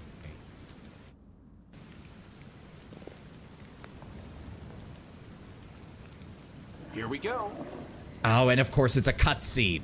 The city has fallen. How glorious! I can stop pretending to be a shopkeeper and spend my time on my true passion, reanimating the dead.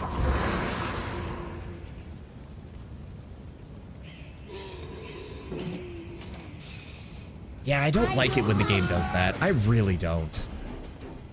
Oh, and he gets to go before we do. Fuck you, you piece of shit. No match for me. And you missed. Thank you for not missing a second time. I would...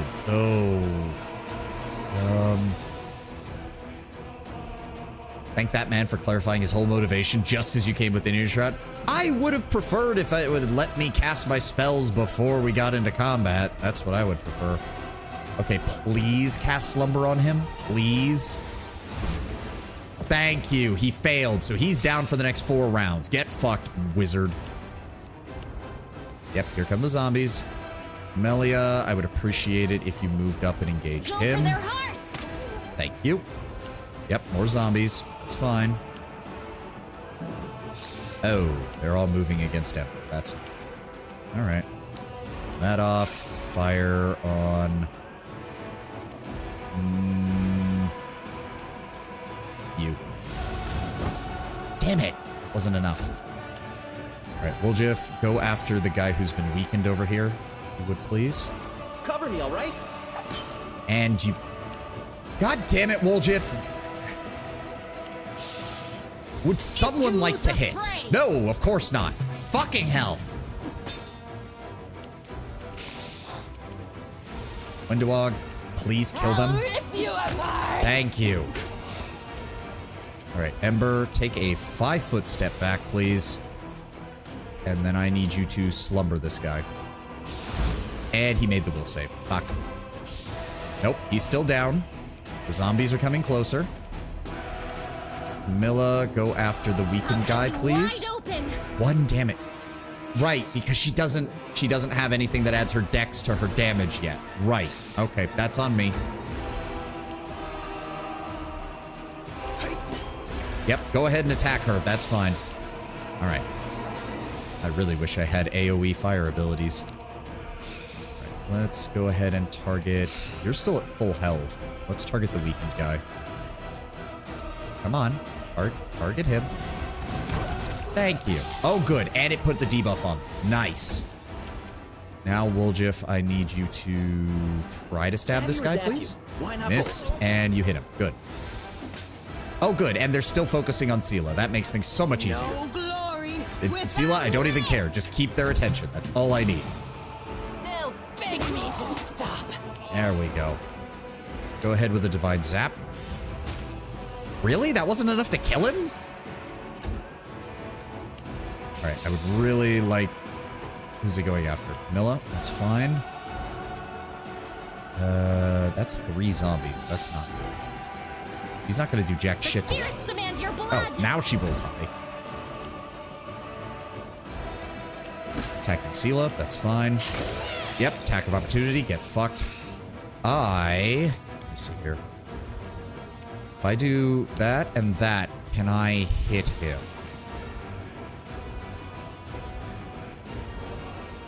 No, it fucked me up. You're supposed to take the 5-foot step and then gather power. You piece of shit. Fine. Well, that wasted my turn. Thanks, game. Distract them from me. Seela. Thank you. All right, Wendewog, that's just one dude. No, wait. How long does he still have on that? Okay, he will still be asleep at the end of this turn, so I would rather wait. We'll kill the... Wait. Yeah, we'll kill the zombie. Then everybody else will have a chance. So what I need you to do, Wendu, is move up so you'll be in a position to attack him next turn. Go. Now I need you to not attack. I need you to just move up and not do it. Yep, Necromancer's still down. He will be up next turn. So, Melia, you should go over here, stab him. You are today's sacrifice. And you missed. Of course you did. Of fucking course you did. 12 damage. Good. Oh, he has 40 hit points. Oh, shit. Time to share your Woljif, treasure. get up here and start sneak attacking him. The Inheritor, guide my blade. No match for me. 11. There we go, and he's down. All right. That's how you do it. Okay. Some breastplates, some masterwork glaives. There we go. What was in here? Disfigured corpses are laid out in a neat pattern in preparation for an unknown ritual. Why are you giving me... Yeah, I know I've acquired a scroll of whole person. That was a while ago, game. Scroll of inflict wounds, summon monsters, and a rare glaive, which is the Dark Horn. Whenever this +1 cold iron glaive... Please, there we go. Lands a hit on an enemy, it deals an additional 1d3 negative energy damage. Okay. I mean, nobody can use it, but okay. I can handle it. All right. Problem solved. Necromancer dealt with. So that just leaves this area over here to take care of. Once we do that... Oh, hi, guys. Oh, thanks for that, game. Go for their hearts. Did not realize all these guys were gonna... Piece of shit. Into the fray. There we go. And she got ghoul fever on the very first one. Thank you, game. Oh no, far to do safe succeed. Thank you. She just has another... Right, she still has the great box. Go after the one in the back. I'll rip you apart. Please kill it. Thank you. Fine zap. You. He's also going to try to get through the entire group. Who did he attack? He attacked me. Oh, fuck you. Woljif. Cover me, all right? Stab. Stab. Thank you. And then... Miss, of course. Do I just critically miss I'll cut you wide on open. every first shot that I have? Because I'm starting to notice a pattern. Take you. It feels like I roll a 1 every time I get the my opening move. I'm really starting to not like it. I'm sure they mean no And harm, giant right? insect. Okay. Thank you. Oh, does that mean these things are just gonna pop into existence? Yeah, they are. Move forward. Move forward, Seela. Thank you. Ember. Here we go. I don't even know if she can reach any of them. Technically she can. Oh, and he exploded. And another fly. Slice him up. For you. Oh, there are dretches up there too. I wonder if those count as being part of the combat encounter. Nope, turn that off. There we go. There's the next one. And a centipede. Come on. There they are. There they are. And another centipede. Okay. Let's go with attacking you. Stab you or zap you. Why not both? Thank you for the sneak attack. The Go after spirits you. demand your blood. Perfect. Sela, I'd really like it if you could kill it. Thank you. That ends that problem. Just blood and guts all over the street. This place really is going to hell, isn't it? Or to the abyss, I suppose. Now, where are those dretches? There they are. Might be trapped. Please don't. Please don't. God damn it. Why do you... Actually, no, that is a good question. Woljeff, why do you always go first when Camellia and Wenduog both have higher dexterity? Thank you. Killed the Dretch in one shot. Please don't use Stinking Cloud. Please don't use Stinking Cloud. Thank you. All right. Camellia. You are today's sacrifice. You. And we're going to fireball you. Good. Sela, go after the Abracadabra while he's debuffed. Good.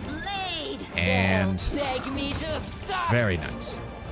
Oh, open the door. Come into my sanctuary. Okay. Oh, this is the acting troupe, isn't it? I think I vaguely remember these guys. Hold on, I'll get to you in a second. Let me make sure this area is clear first. This... Oh, athletics to get across there. Townsfolk's bodies have been mutilated beyond recognition by claw and fang. Here we go. All right, give me a second. Oh, I think this is an athletics check too. So, Sela, I need you to take off your armor and your shield. And then Ember, give her guidance. Go. Quick save. Oh, even the huge pile of junk isn't enough to block out the exclamations coming from beneath it. Revel, oh, dearest darling beauty mine, why didst thou turn thy gaze on me, pray tell? Thy husband I call friend a time, but love 'tis like an ocean, friendship a well. But Wyless, how are we to live, my sweet? Or, oh, booms a deep masculine voice. But Wyless, how are we to live, my sweet? Says a deep masculine voice in response from beneath the same pile. Indistinct rustling follows. Pass me the ale, will you? Who's there? The pile of junk shakes a bit, and the stage whispers drift up from below. Granny, let's not answer. Methinks those be demons calling down and trying to trick us. Well, in that case, there's nothing to do but accept our fate. Sir, demon or not, we are actors of the finest theatre in all of Canabris, the Next Door Theatre. We were trapped in this cellar during our rehearsal. Wait, what? We're trapped in here? I thought we barricaded ourselves in to get away from the demons. Deliberately. If you didn't nap through the start of every rehearsal, Master Kem, you would be better informed. The ensuing exchange degenerates into a stream of unintelligible bickering. All right. Please move it, and please don't take forever and exhaust us. Thank you. Oh, we even found some items inside. The pile shifts aside relatively easily, revealing an entrance to some kind of cellar, and there's even some interesting looking chests among the items. Look, the door is open, and now we are completely at the mercy of whatever's up there. If it is a demon... We have nothing to fear. We have the power of inspiration after all. Hand me my ladle and the rolling pin.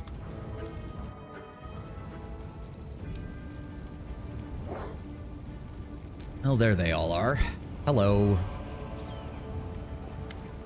Now look, 'tis not a demon at all. Greetings, kind friend and rescuer. I am Grandma Gretlin, theatre director, and these are the members of my merry company. Granny, that's not a ladle. That's one of the props of the Malevolent Lich performance, the one Tina made. It's supposed to be a scepter or something. She made it out of my ladle. She wanted to use a broom handle, but I put paid to that daft idea, said the dwarf with dignity. Oh, I've seen your shows. You're really funny. Especially your play where the woman slowly climbs onto the chair while singing and then falls off again. Ember claps her hands in delight. Well, it is actually a monumental tragedy about unrequited love. The chair you see represents a tower of rock, rising above the raging sea like the finger of a giant. And the woman, she isn't supposed to fall, but rather gracefully cascade into the whirling abyss below, just like I showed her 100 times, but thank you, I'm glad you liked it. What were you even doing down there? We were rehearsing. Our art distracts us from the fear and panic. The dwarf waves her ladle emphatically, doing a clear impression of a conductor. Huh, really? When I'm scared, I just eat. We tried that too, but our supplies ran out. But art is eternal. We might be able to get you back to the Defender's Heart pretty safe. Can you get there? Oh, do not worry on our account. We will be going to our basement in the next street. That's where Lambkin is. Here, we're not afraid of demons when Lambkin is around. Lambkin? Lambkin, says the dwarf readily. Our male lead. He'll protect us. Don't worry. We know exactly what we're doing. All right. I need to go. Well, thank you again for rescuing us, dear stranger. Today you did a great service for Mendevian culture, and indeed, culture of all of Galarian. You will certainly be remembered in future eras as the one who saved the critically and publicly acclaimed Next Door Theater. They are an interesting group of NPCs. They speak for themselves. Yes, I vaguely remember some of their events that pop up over the course of the game. It's mainly comedic relief, but you know what? We'll take it. Okay, so this is going to be this again. So, Ember, if you'd be so kind as to give guidance again to Sela. Because I'm pretty sure she only has a +9. Yeah. And that means a 9 or better. Call me again if you need to. Thank you. We'll come back to that when she has the proper We will win this war. That back on. That back on. There we go. We're just under our load limit. There's nothing else to do here. Maybe we can convince Holrune to leave now, but I think you have to wait till you find more stuff here before he's willing to leave. There we... Nope, he is. Prelate, your forces are needed elsewhere. Irbeth Tirabade, Warden of the City, is gathering troops at the Defender's Heart to strike back against the demons. Who now? Tirabade. That upstart, Warden of the City? I suppose I'd already been written off for dead. This isn't sedition, it's outright insurrection.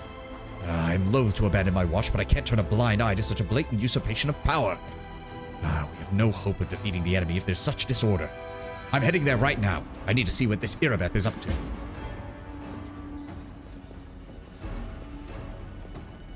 Okay. Holrune is walking incredibly slowly. Are you sure you're okay, sir? I don't think you are. I really don't. Beautiful. I need like a parody of There Goes My Hero, but instead it's like, there goes that dipshit. Watch him as he goes. Okay, so yes, the only thing we haven't done is the Brimarack house, and I'm willing to wait to come back to that, because that is annoying. Everything else should be clear. Area exit, area exit, area exit. We've been in that house. Area exit, area exit. We've been in that house. So yes, everything is clear. I know we go to the Temple of Desna later once we find all of these adepts, so we can hold off on doing that for right now. All right. Obviously, Anevia is neutral good in the tabletop, but I think she's chaotic neutral in the CRPG to accommodate her support for potentially evil PCs. That also kind of makes sense. I mean, she also even gives that in her description when you ask her, like, hey, you know, what about you? What do you think? And she's like, look, I'm just here for Irabeth. So if Irabeth thinks they're okay, I'm fine with it. If you have a problem with my wife, then you have a problem with me. And that seems to be about as far as she's willing to go. Okay, Erranday Party House. No better time for a banquet. Let's go get Darren. We can finally have a proper healer.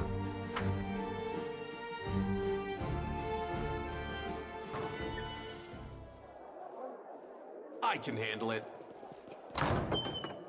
Aren't there like... Oh, there they are. Okay, hold on. I feel like the chosen one. Let's just... I won't let you hurt my friends. And then Wenduog. No match for me. There we go. One down. Ember. Actually, Ember, if you could slumber him, that'd be great. And down he goes. Nice. All right, Melop. Move up. Woljif, move up. Sela, move up. And if by some miracle we don't kill him, he will die to attacks of opportunity. Never mind, he's dead anyways. Finish reading up on Book 1's adventure. I'm on NPC details. Make the demons wait. Okay. Oh, we are... Shit. We are really high. We're already almost maxed out on our equipment load. Shit. Oh well. Figure things out. Beautiful. What is that, alcohol? No, purifying chemicals. Take it. Okay, so... Well, it sounds like the party's still going on. Let's go ahead and just top you off. You. Quick save, and Yep, the party is still going on. Darren... hasn't the invasion been going on in the city for like a week now? He's literally been partying for almost an entire week and hasn't even noticed that the place is getting trashed. Yep, there's the demons. They finally made it inside. Oh, look, such darling creature. And dead. I love how they don't even realize it was demons at first. Oh, okay. Oh, because we're not actually in the fight yet. So the game was still running on real time because we had not actually entered the fight yet. All right, we've got a Cambion Wizard, a Ferocious Shear, a Dretch, and an Abracadabra. Okay. I don't suppose you'd like to hit the Dretch, maybe? That would be great. There we go, sneak attack. Let's get you moved up. Hit the Shreer. Beg me to stop. Good. And I'm gonna do the same. Good. And now all of the random civilians are going to do stupid shit. Yep, running around, scattering. Honestly surprised they're not provoking attacks of opportunity at this point, but good luck saving the civilians here. I have done that in a previous playthrough. You don't get anything for it. Like, you don't get anything for it. They don't acknowledge it. Nobody says anything. Like, I really could not care less.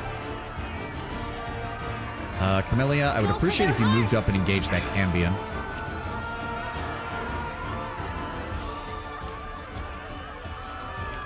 Ember, could you put the Cambion to sleep?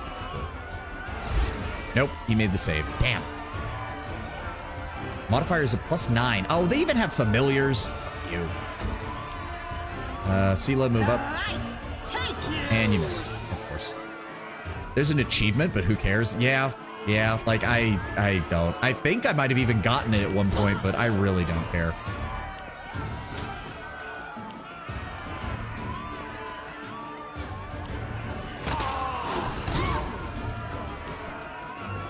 Besides, I think they all drop Masterwork daggers, which means I do kind of get more money by letting them get all killed.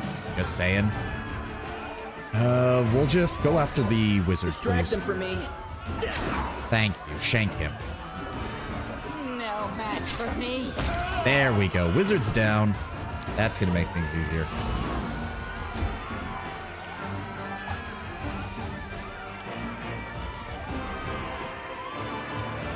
They're all just running around panicked.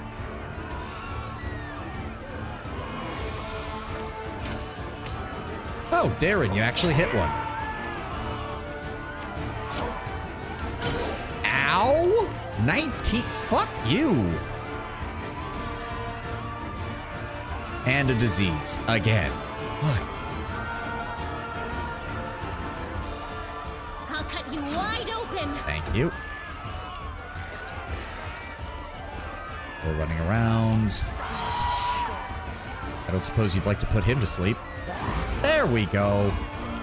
Alright, seal it. And you missed. I shouldn't be surprised. You're mainly there for tanking. Y'all can't hit jack shit, can you? Courtesan running around. The Dretch is killing another drunk noble. Woljif, attacking. And you missed, and you missed. That's great. Can we please kill this thing? Nope, we're just missing entirely. Okay. Even I missed. Nope, failed to overcome spell resistance. That's why. Fuck me.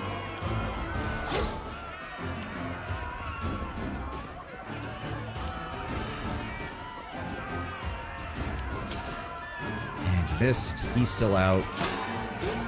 Okay, Camellia. Excruciating. Can we, let's try to reduce his AC. Well, saving throw failed. Good. Good. Still running around, panicked. Failed to overcome spell resistance. Of course it did. Fine zap. Good. Sela. Thank you. All right. All that's left is... Oh, that Dretch is still alive. They still have not dealt with that. Oh, there... The The naked courtesan ran up and punched the Dresh to death. Okay, that was good. Why is he...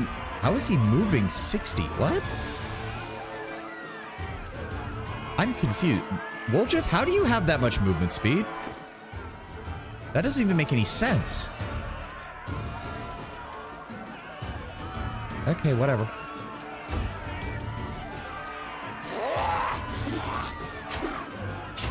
There we go. There we go. All right. Let's pick up the pieces. Oh, it's regular daggers. Not even master. They're drunk nobles. Surely they would have had masterwork daggers. Come on. All right. Well, what else does he give us? Decimation, which is a rare Bardiche. +1 cold iron Bardiche confirms a critical hit. It deals an additional 1 damage to Constitution. Okay. Okay. Cambion wizard with some basic equipment. I can handle it. All right. Okay, Camellia, let's get you healed. Thank you. Can't make the demons wait. Is there anything else? Is there anything else?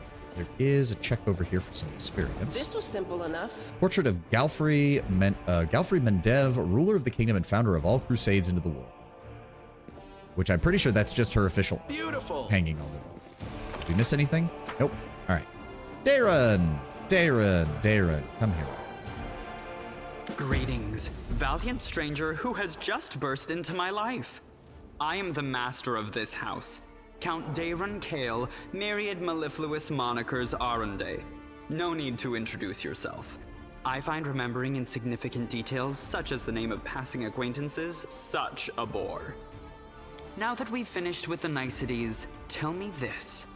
How did all those thrice-damned demons end up at my soiree? Must have been one hell of a party to miss the fact that Canabras was being attacked by a horde of demons and Discari himself. Oh come, the party was deathly dull, rather like one of the prelate's interminable sermons. I really ought to be grateful to the demons for their intrusion. They certainly added a frisson to the proceedings. It seems as though Discari's occasion was altogether more of a crush than mine, if you will pardon the pun. The Count casts a look at the curtained window and the light from the city fires flickering between the gaps in the fabric. You don't seem very concerned about your city's fate. I have no friends here whose untimely demise I would care to mourn. The only alarming thing is how easily all this happened. I don't care for the thought that demons could come calling at my door at any moment. And just think, everyone had so much faith in the wardstones gifted by Iomede's herald, and in the might of our tamed dragon, as if there had been no Dresden or a dozen other routes where the demons overcame every defense. The Count falls silent and rubs his brow, looking quite fatigued. The Orendes are one of the most ancient and noble families in Mendev. They are related by blood to Queen Galfrey herself. The Count is the last remaining member of his dynasty. The rest all perished around 10 years ago. In the tragedy at the family seat, Heaven's Edge, the demons got past the defenses and massacred everyone inside. I thank you for providing your friend with that helpful summary, my lady. I believe I've seen you before, with that hilarious buffoon Horgus Gwyrm. I sincerely hope you are not engaged in any kind of sordid arrangement with him. The thought of something so splendid in proximity to something so grotesque makes me feel quite ill. You deserve a better fate than that, no doubt. What I love is the fact that Darren is saying this, but I don't know if he ever finds out about Camilla's true nature, but I imagine even he would be put off by it eventually. Your civility knows no bounds, Count. I most assuredly do not have any arrangement with Master Gwyrm. As Camilla speaks, hints of carefully suppressed irritation slip into her voice. All right, Count, what should I know about you apart from the fact that you're highborn and very rich? As a child, I had my very own pony, but I always dreamed of having a lamb. I was never allowed one. Sheep were seen as peasant animals, utterly unsuitable for the scion of a noble line. The trauma haunts me to this day. I think of it every time I have roast lamb for dinner. Come on now, I know she's grotesque with this new card for rudeness. Let's be very blatantly honest, Lord Brownbear. The difference between Darren's evil and Camellia's evil is the difference between an Imperial Upper Spire nobleman from 40k and a Drukhari fucking homunculus. Yes, Darren is the prim, proper, upper crust asshole noble. 100%, and he owns that. Camellia's a borderline Drukhari. I'm sorry that happened to you. Such a sad story. I had not even the slightest intention of upsetting such a lovely child. Also, I love the fact that one of the people he gets along best with is Ember, of all people. The neutral good, totally naive elf girl gets along great with the neutral evil pompous jackass. I'm not lovely. Some people have even called me a scarecrow before. That's patently absurd. Why, you can't possibly be a scarecrow with a crow following you around. I'm sorry if I failed to sate your curiosity. I loathe talking about myself to people I don't know, even more to those I do know. The only thing worth knowing, aside from the fact that I am highborn and filthy rich, is that I dislike Puritans and demons in equal measure. Well, perhaps demons a tad more. There's a good guy buried in Darren under that pile of trauma and hedonism. And also just a healthy respect of, if I'm doing something with someone's consent, stop fucking with me. Because that seems, he very much takes a very libertarian attitude of it, which is, guess what? Everyone at my parties all gave their consent. So I don't want to hear jack shit from somebody coming in and claiming that I'm doing something wrong. I do expect a little bit of gratitude for saving. Of course, where are my manners? There. You can also poke about the house and claim whatever takes your fancy. Though I imagine some of you already had that in mind. The Count briefly inspects his hand, then selects the ring with the largest gemstone, removing it and tossing it to you. I'm feeling very attacked right now. He's completely correct, Woljif. Like, we already looted more of the side room, so... You can head to the Defender's Heart with whoever's left here. It's under the protection of Irbeth Tirabate of the Eagle. I thank you for the invitation, but I am not quite as desperate as I may seem. At times, it is better to be surrounded by the repugnant mugs of demons than the sour and dour physiognomies of Iomede's righteous paladins. What about my physiognomy? Sour enough for his lordship? Don't worry, another few minutes with the dazzling Count here, and it'll sour like week-old milk. Sela raises her sword with a flourish and uses its smooth surface as a mirror. What's this? An attractive paladin with a sense of humor? You're a veritable walking scandal. Either way, my mansion is now safe. I have a pair of half-decent guards. I just need to drag them out of the storeroom and bring them to their senses. I ordered them to drink a love potion, you see? For reasons which seemed extremely witty at the time and in the state of inebriation I then found myself in. They can guard the house while the valorous paladins beat back the demon assault. They will beat them back, yes? As regards myself, I feel like stretching my legs. I know rudimentary divine spells, I am no friend to demons, and I elevate any society that I deign to grace with my presence. I shall accompany you. Only for a short time, of course. I have no desire to remain at the vanguard for a protracted period. What say you, my ephemeral but highly diverting acquaintance? After all, Lord Descari spoiled my party. I now burn with the desire to spoil his. Thoughts, everyone? I don't like this guy much at all. Not even because of his personality, but just... I sense something dark about him. He's handsome.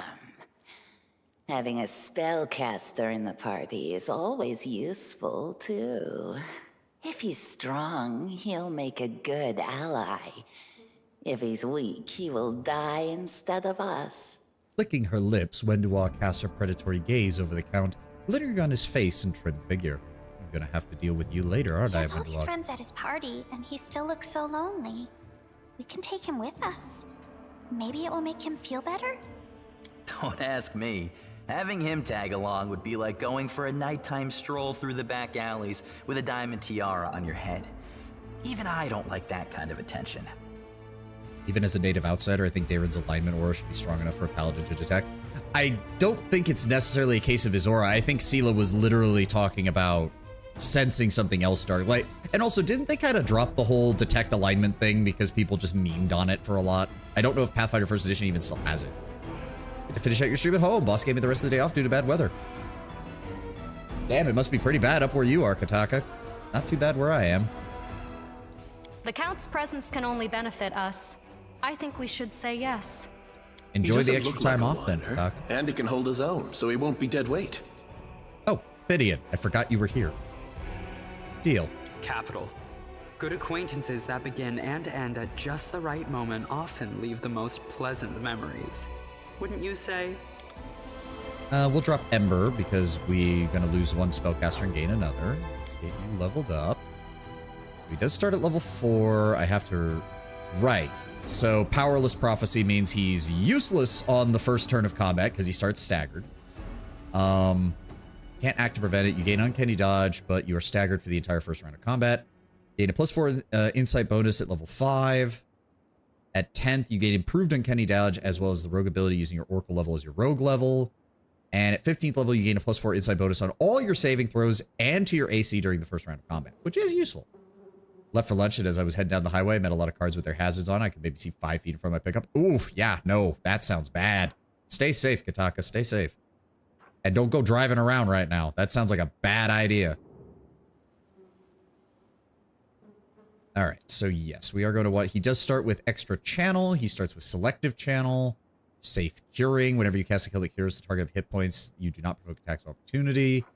He starts with the ability to channel energy. He gets Oracle proficiencies. He starts with Life, which means he has Remove Sickness, Restoration Lesser, Neutralize Poison, Restoration Breath of Life, Heal, Restoration Glider, Heal Mass, Heroic Intervention. So yes, he is built for healing, but I know he can also do decent damage with some of the Oracle spells. He does also start with a shit ton high Charisma. Right, he's a Muse touched. Awesome. So he gets the Charisma and the Dexterity.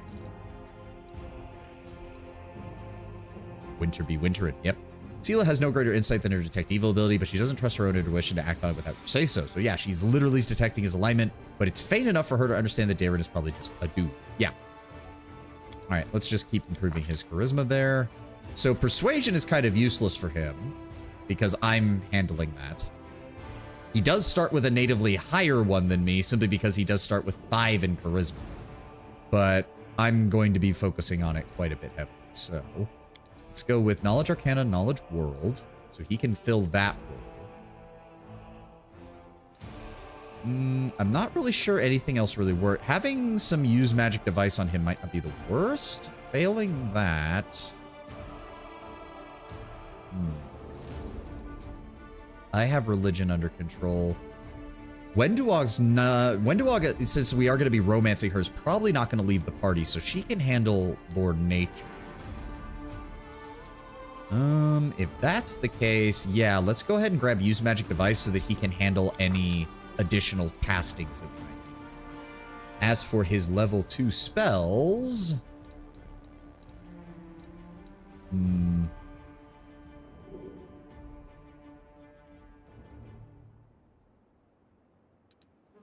from alignment, communal, cure moderate wounds. Is he going to get that automatically? That's usually what it means when they're marked like that. Animate dead lesser, 1d3 plus 1 undead skeletal champions. They appear where you designate and act according to their initiative check results. They attack your opponents to the best of their ability. That's honestly not the worst for a level 2 spell, especially at this level. Bone Fist, Bone Shaker. Didn't he just cast Bone Shaker? How does he not know it? Old Person, that's a nice saver die. And he is using it as he is a charisma-based spellcaster, so that does make things useful for him there. Remove paralysis. Resist energy could be useful. Resist energy is nice. And we don't really have a way to stop elemental damage. No, you know what? Let's go with the Animate Dead. Let's go with Animate Dead. It's a nice low-level spell to provide some cannon fodder.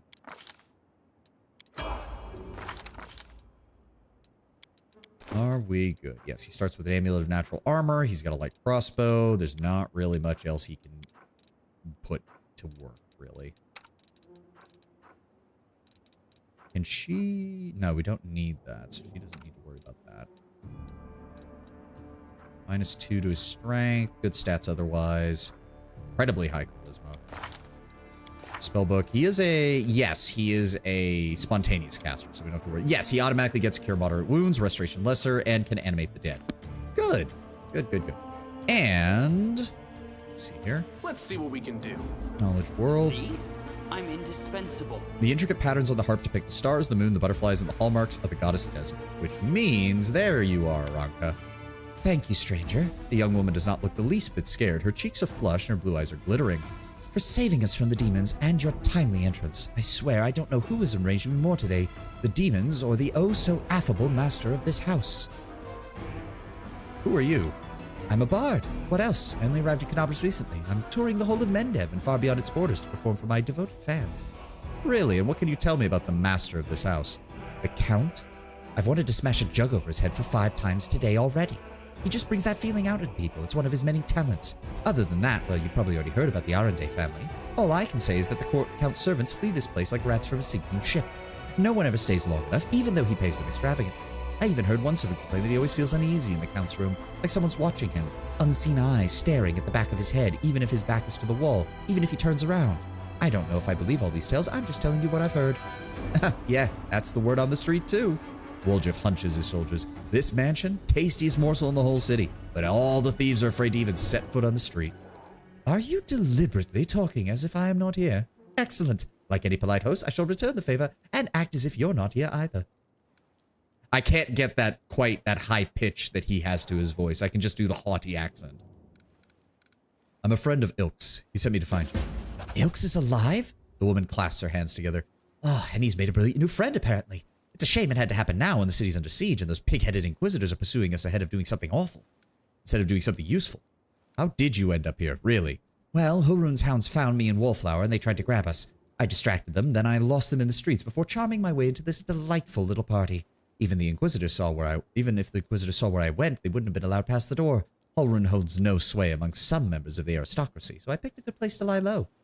That is until the demon showed up. She shivers and wraps her arms around herself. As a small aside, you'll recall that I mentioned that as long as the PCs are guarding Horgus Gorm, he refuses to participate in combat. My DM decided that he had a strong enough sense of justice that when he came across the Crusaders about to sacrifice a woman to enchant their blades, he got over it enough to get in on the fight. That was the only time, though. I'm surprised he didn't try to help you talk them down, since he also... Yeah, because, like, the whole thing with Gorm is that he knows he's not good in a fight. He knows his limitations. His main advantage is his massive wealth and the fact that he actually does want the Crusades to succeed. Oh, now that's more like it. I have inadvertently been harboring a traitor wanted by the Canabrian Exquisition. Oh, this day wasn't a waste after all.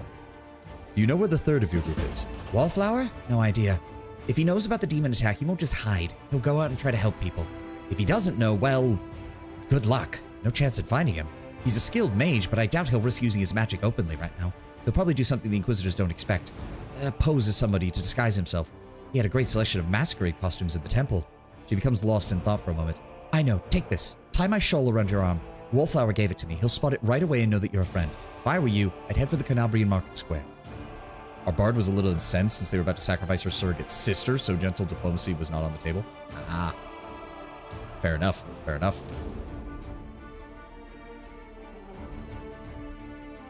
Why did you try and break the wardstone to cast magic on it? You put your lives at risk and your information could have been a trap.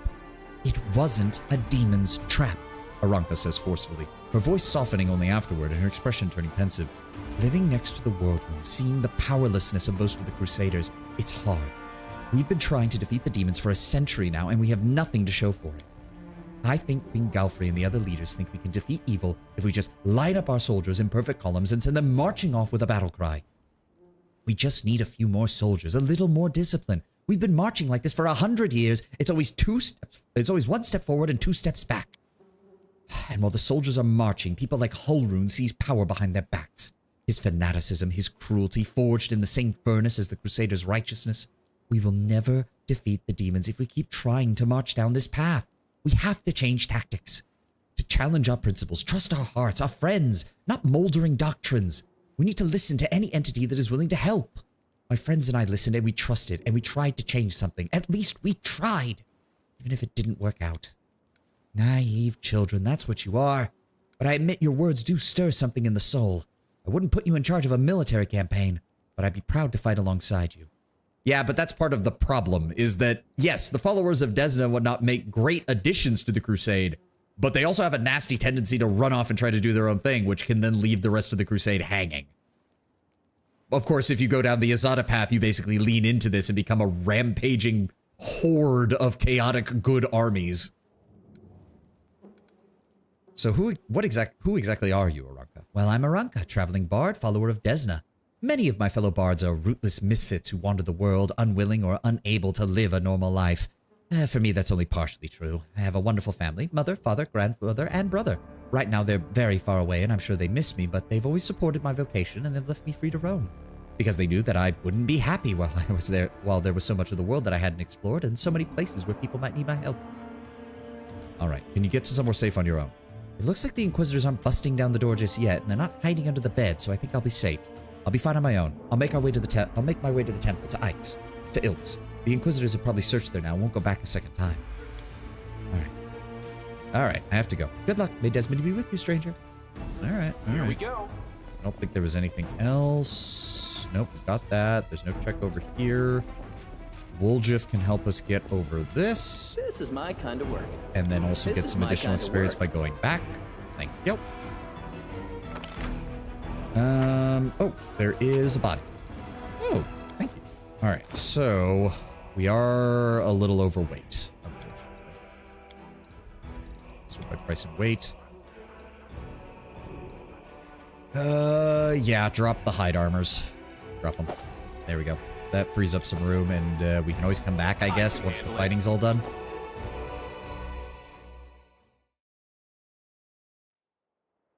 Okay. Now, what do we have? We could go to the Gorham Mansion. Or we can clear out the Blackwing Library. It takes 4 hours to get up there. Except the Blackwing Library we can clear out, I think, with no combat. So yeah, let's go take care of that first. Oh. We can get that on the way back down. And that on the way back down. That's fine. Enter this location, yes. Because if I remember correctly, there's a great way to just bypass the combat in here real easily. Can't make the demons wait. Something? As long as we get the check, I think. A stocky knight with a head of messy black hair stands before you. His armor splattered with blood, and he greets you with a deep, booming voice. Ah, Crusaders! Excellent. I'm Captain Caleb Sazamal, and these are my men. I'm about to burn these vile backstabbers and heretics here. These pathetic imitators of the traitor Aurilu who tricked their way into our ranks of the Crusaders. What is this? Demons... Oh, yeah, because this is one of the events that can change depending on if you come here before or after. Time to tell you about Caleb. The knight nods as at a heap of severely beaten people and a strange elf whose appearance seems jarring for some unknown reason. Sazamal bellows threats at his prisoners who seem to be in a state of deep shock and utter terror. A strange feeling rises up within you. It's pure instinct. You don't know what you're about to do, but you're certain that it's right. Take a closer look at the Crusaders. Caleb is talking too loudly, all while casting silent looks at you. You've seen similar behavioral quirks before, in liars. Examine the Crusaders' armor and the symbols on it. You notice that the emblems on the armor of the two silent Crusaders belong to the Order of the Flaming Lance, but Caleb's armor bears the sigil of the Order of the Sunrise Sword. Strange then that he introduced himself as their captain. Something is not right here. And there we go. Chaotic, requires trickster mythic path, give in to these strange instincts. Idiots! Stop and heed my command in the name of Baphomet. The words fly out of your mouth before you can even think. A gut instinct told you that this is precisely what needs to be said in this moment, and the words hit their target. The Crusaders jump in surprise and look at each other in terror. The corners of Darren's mouth are twitching, like he's struggling with all his might not to burst out laughing. Woljif glares menacingly at Caleb. Didn't you know, mortal? We're everywhere.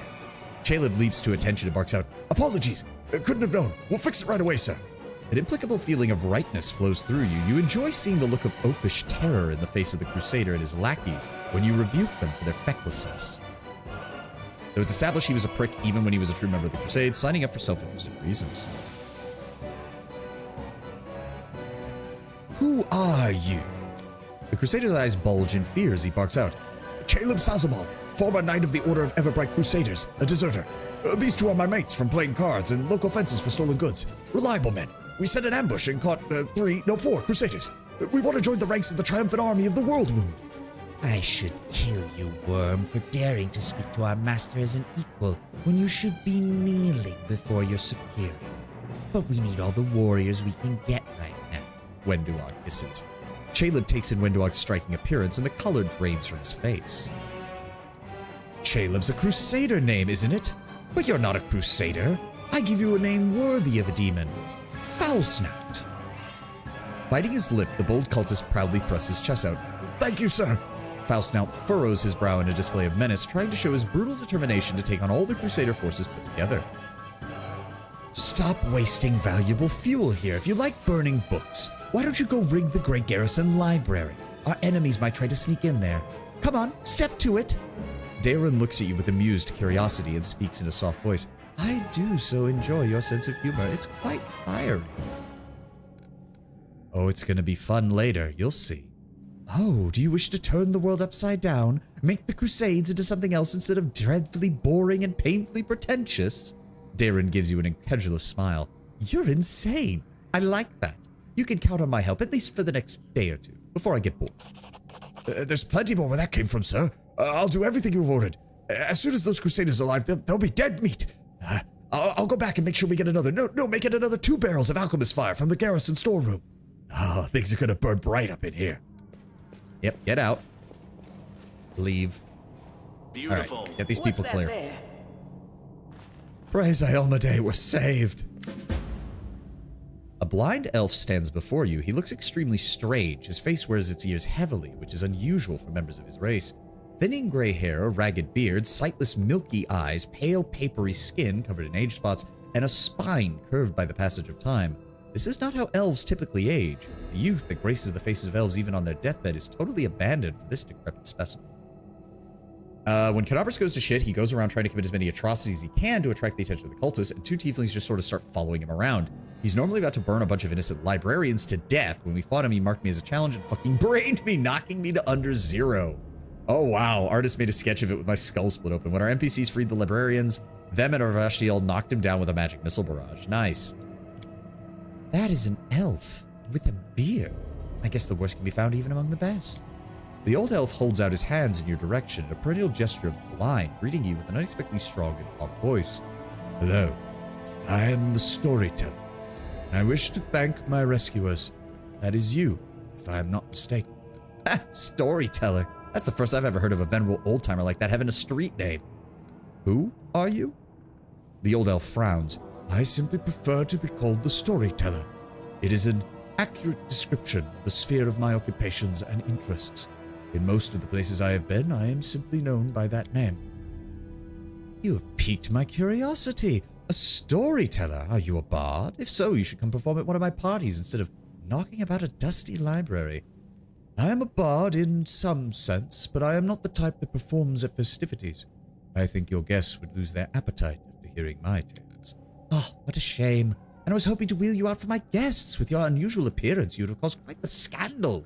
But lugubrious bars are of no use to me. Half the bars in the city are the same.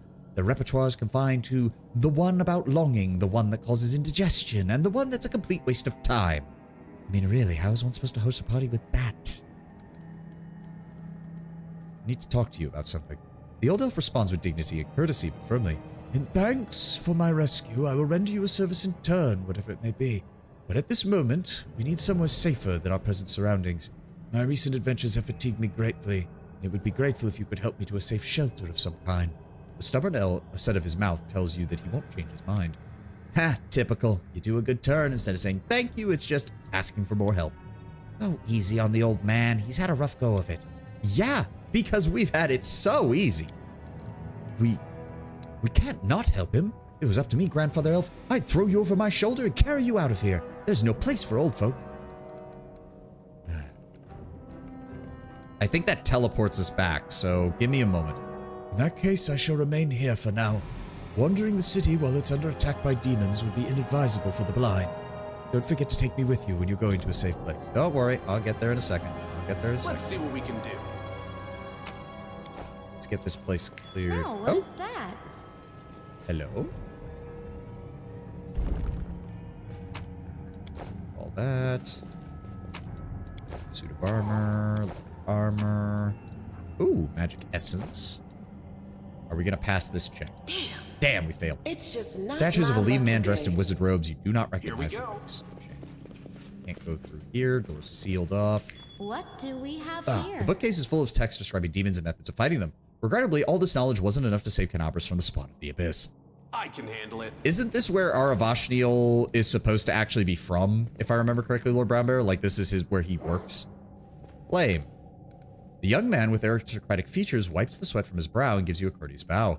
Apologies. Allow me to introduce myself. Brother Claim, at your service. Thank you for helping us. We thought we were doomed. Who? Sorry, we're the Crusaders of the Order of the Flaming Lance. Our order dedicates itself to the pursuit of hidden knowledge and magical methods of fighting demons. We were searching for our leader, Sister Miamir, of the Miamir the Scholar. She spent the last few weeks here working day and night on some kind of research. When the demons attacked the city, we rushed to find her, but it seems that she left the city shortly before the attack began. Yet another order that couldn't even protect its own. The more I see of the Crusaders, the more I am disappointed. I have a tried and tested method for warding off disappointment. If you never expect anything good from anyone right off the start, you can only be pleasantly surprised, though rarely. He spends a considerable amount of time there, and this is where he wants you to bring him. He's pretty devastated when he realizes he might be the only Rift Warden left in the city. Yep. Wait, you're the leader of your entire knightly order just up and left, leaving no word where they could be found? You also find traces of a later antagonist in the library, potentially, namely stray worms from a worm that walks. Ah. None, sir. She left in a hurry without leaving any notes or orders. Why? I have no idea. The only thing that could serve as a clue is the book she was studying. My company of worn-out words, The Songs of a Crusader. Collection of ballads composed by a bard who fought in the Second Crusade. The first songs are brimming with swaggering optimism, but as the collection progresses, the text grow darker and more obscure as the despair and madness slowly take possession of the bard's mind. Miamir has annotated one of the verses. Long dead fingers of blackest stone, forbidden tree reaching out its branches to me, white pebbles dog my steps, 1,000 piercing eyes on hoarfrosted ground, the winter's sun rays caress the runes, ancient symbols burn on hardened bark, secrets crusted over with white lichen, and a white fog steals over my weary mind. In Miamir's handwriting, a note reads, Trees, Runes, Stone Book of the Druids of Old Sarkoris. It mentions something about a stone book belonging to the Druids of Old Sarkoris. What does that mean? Stone books. The Druids of Old Sarkoris used sacred trees as books. They would carve their secrets of knowledge on the bark. When the demons came, the Druids resorted to a dark ritual that turned many of the trees to stone and the Druids themselves into undead, doomed to guard their stone library groves forever. But that happened far from here in what is known as the Stone Wilds. It's possible that that's where Miamir could have gone, but maybe she found one of the trees nearby? We simply don't know. This knightly order also exists in Tabletop, whatever they just called themselves, Sun Lance or something, yeah. They're a more generic knightly order. Well, I mean, if they're generic, then there's no harm in fleshing them out some more. How did you actually end up getting trapped here? That traitor met us by the door. He seemed a faithful and passionate crusader. We didn't suspect a thing until he attacked us from behind and knocked us out. We were not prepared for such trickery. Most of our order brethren are dead, and we were desperate to believe that this man in armor was a fellow crusader, a comrade. And while we were unconscious, they stripped us of our armor, tossed us on that pyre of books. What macabre blasphemy. It ain't always the way. You start to think you can trust a fella, and boom, he goes and stabs you in the back. If you never trust anyone, then soon you'll become a killer just like Holruin, and that's hardly better. Don't start on that now. Fine, you convince me. You can trust people. You know, maybe 1 in a dozen. And I'd say not even for that long. The elf who's with you, do you know anything about him? He calls himself the Storyteller, and he's not a member of the Crusades. He only recently arrived in Canabras. We often saw him in the library. He was interested in the writings about early Sarkoris and the era before it. It seems the traitor caught him in the library and decided to kill him with the rest of us. The young man's voice drops to a polite murmur. Have you noticed he's a bit odd, sir? Even for Canabras, where you can meet some of the strangest people from the farthest corners of the globe among the Crusaders, have you ever seen such a decrepit elf before? I don't just mean old, but ancient. With a grey beard? Elves don't grow beards, or at least not tend to. At least I thought. And they don't have wrinkles. An elf with wrinkles and a beard. A detestable absurdity. I suggest you head to the Defender's Heart. Those who are ready to fight back are gathering there. They're still fighting. Incredible. We'll head to the sanctuary guarded by our order of brothers and sisters and bring everyone we have to the Defender's Heart. Good to have you guys. It's also good we rescue them because they are amazing when you finally go to assault the Great Garrison, because I think they give you like a 30-minute version of haste, and it's so fucking good. It's so goddamn good. Without a shadow of a doubt, expecting nothing in return, the lives and feats of Lord Axelar Treslan. I don't really feel like reading most of these. Like, oh, Keen Edge of Truth, Recollections, and Admonitions of an Inquisitor of Asmodeus. Now that one I do think is good because it is one of the... It's one of the books that you get a stat bonus from. Yep, there we go. +1 competency bonus on saving throws against swarms. Hour long? Oh, for the hit. Yeah, it's great. Like, if you can get through the whole of the Grey Garrison before that buff runs out, it's amazing. It does so much to help you. How to make money during the war against demons. Of course. Yeah, I don't know. I'm not feeling up to reading all of these. We've only got like 15 minutes left anyways. All right, anybody feel like passing this skill check? Don't even try to gloat. The enormous black rift cuts the library in half. It goes so deep that one can only wonder who could have possibly wreaked such destruction and how. Beautiful. I mean, it was probably discovered. It was almost entirely discovered. It was pretty much guaranteed to be discovered. Let's be honest. Barrel of flammable alchemical substances. And Temples of Iomade, Father Lorien's Guide to for Neophytes. That got us... Oh, wait. Oh, we probably have to actually... Hold on. Access it. There we go. Info. That reads it. Then we go over here. There we go. And that gives us a +1 shield bonus to AC against demons. I really wish we could give that to Sela.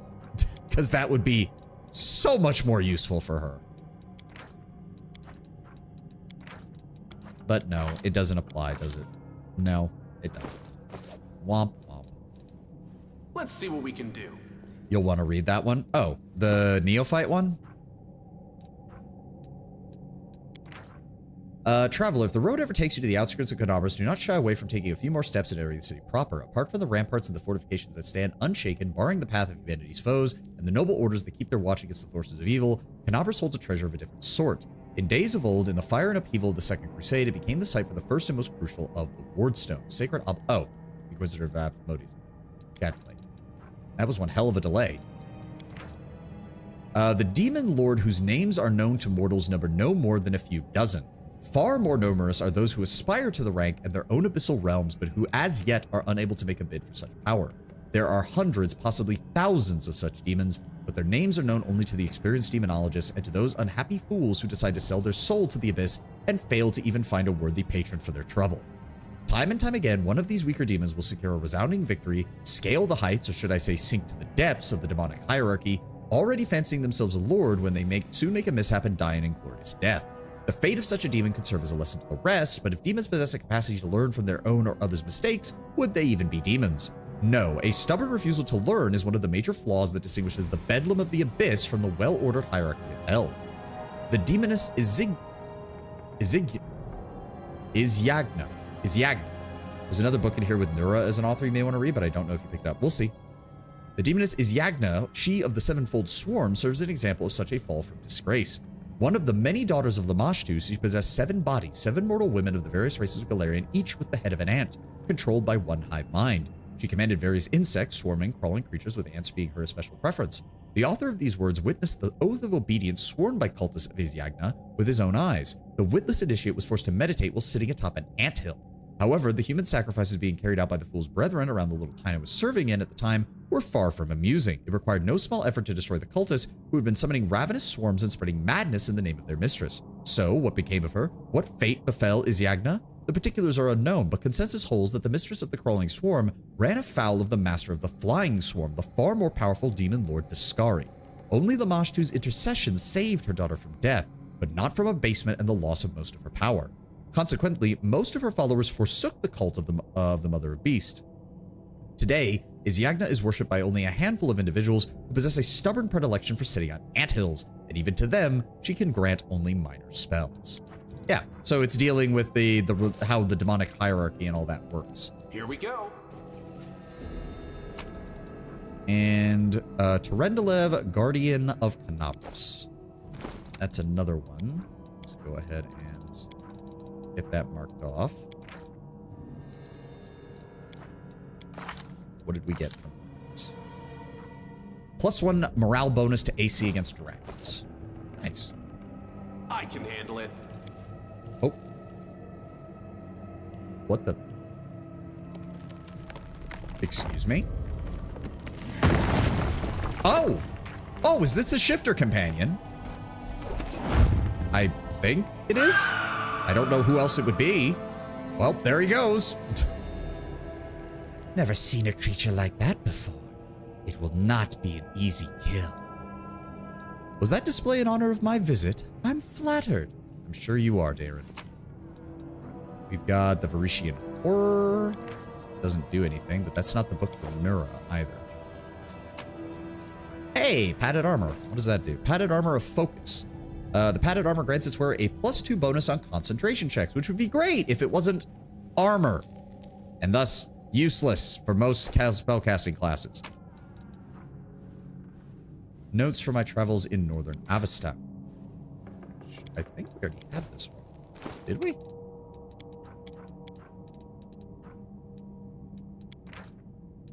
What is that? +1 competency bonus to attacks and damage on all natural attacks, which is completely useless for my character. I think it's on the other side of the library. The great library of Canobras has been ravaged and wrecked in the most barbaric way. It seems that someone took perverse pleasure in smashing the lamps and furniture and tearing the pages out of the books. Can you even... Oh, wait. Did we? Oh, I missed this. Hold on.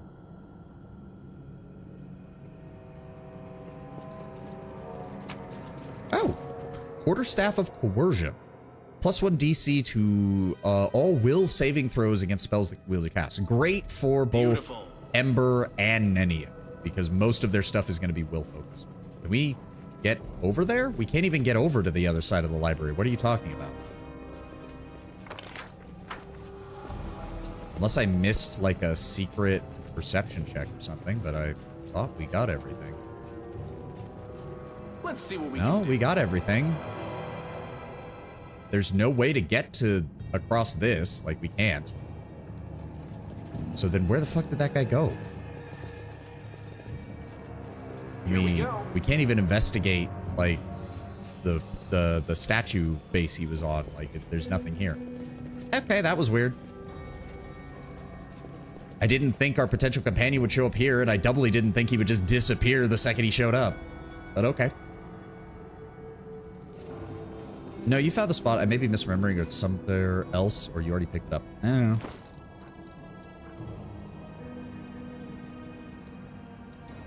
I mean, there's this, but that one doesn't have anything. The Bruce Horror. Stories told to us by spirits. The Knights. The Knight with Harrowed Hands, Canobras Medium Alliance Publishing. Okay. And then, Without a Shadow of a Doubt, Lies in Fear to Lord Axamot. Oh, there it is, by Nura Dendawar. By Nura Dendawar, Narosian Cruciform Cathedral Publishing House. Frowning, Lord Tresbot made a gesture for his people to halt. Everyone froze, no one dared to disobey his order. Even when given with his eye alone, Lord Tresbot loved to say that he could only win with his whip, when his whip frightened his soldiers more than the demon's claws, and he succeeded like no other in enforcing discipline. The Lord approached what we took for a scarecrow from afar, left in the middle of the wasteland by an unknown farmer. Pricking it with his sword, the Lord made us a sign to approach it. It was the body of a young crusader, a boy not 20 years old. Horribly broken, disemboweled with shards of bone sticking out and shreds of skin dangling in the wind. Horror watched as from the stake, eye sockets filled with worms. A contemptuous smirk crossed the Lord's face. Coward, he said through his teeth. Fled from the battle, the demons caught him and he surrendered without a fight. Here are his useless feathers. The Lord kicked an inconspicuous bump under his feet and rolled, revealing an open helmet visor with a greenish-gray mush inside, swarming with insects. We shivered and looked down, realizing the ground underneath our feet was a mix of shards of metal and pieces of flesh. Cowards, the Lord said again. Cowards and weaklings. They were doomed even before they approached the world wound. They should have never left their comfortable homes. What did they achieve? They delivered the demons a hot lunch, that's all.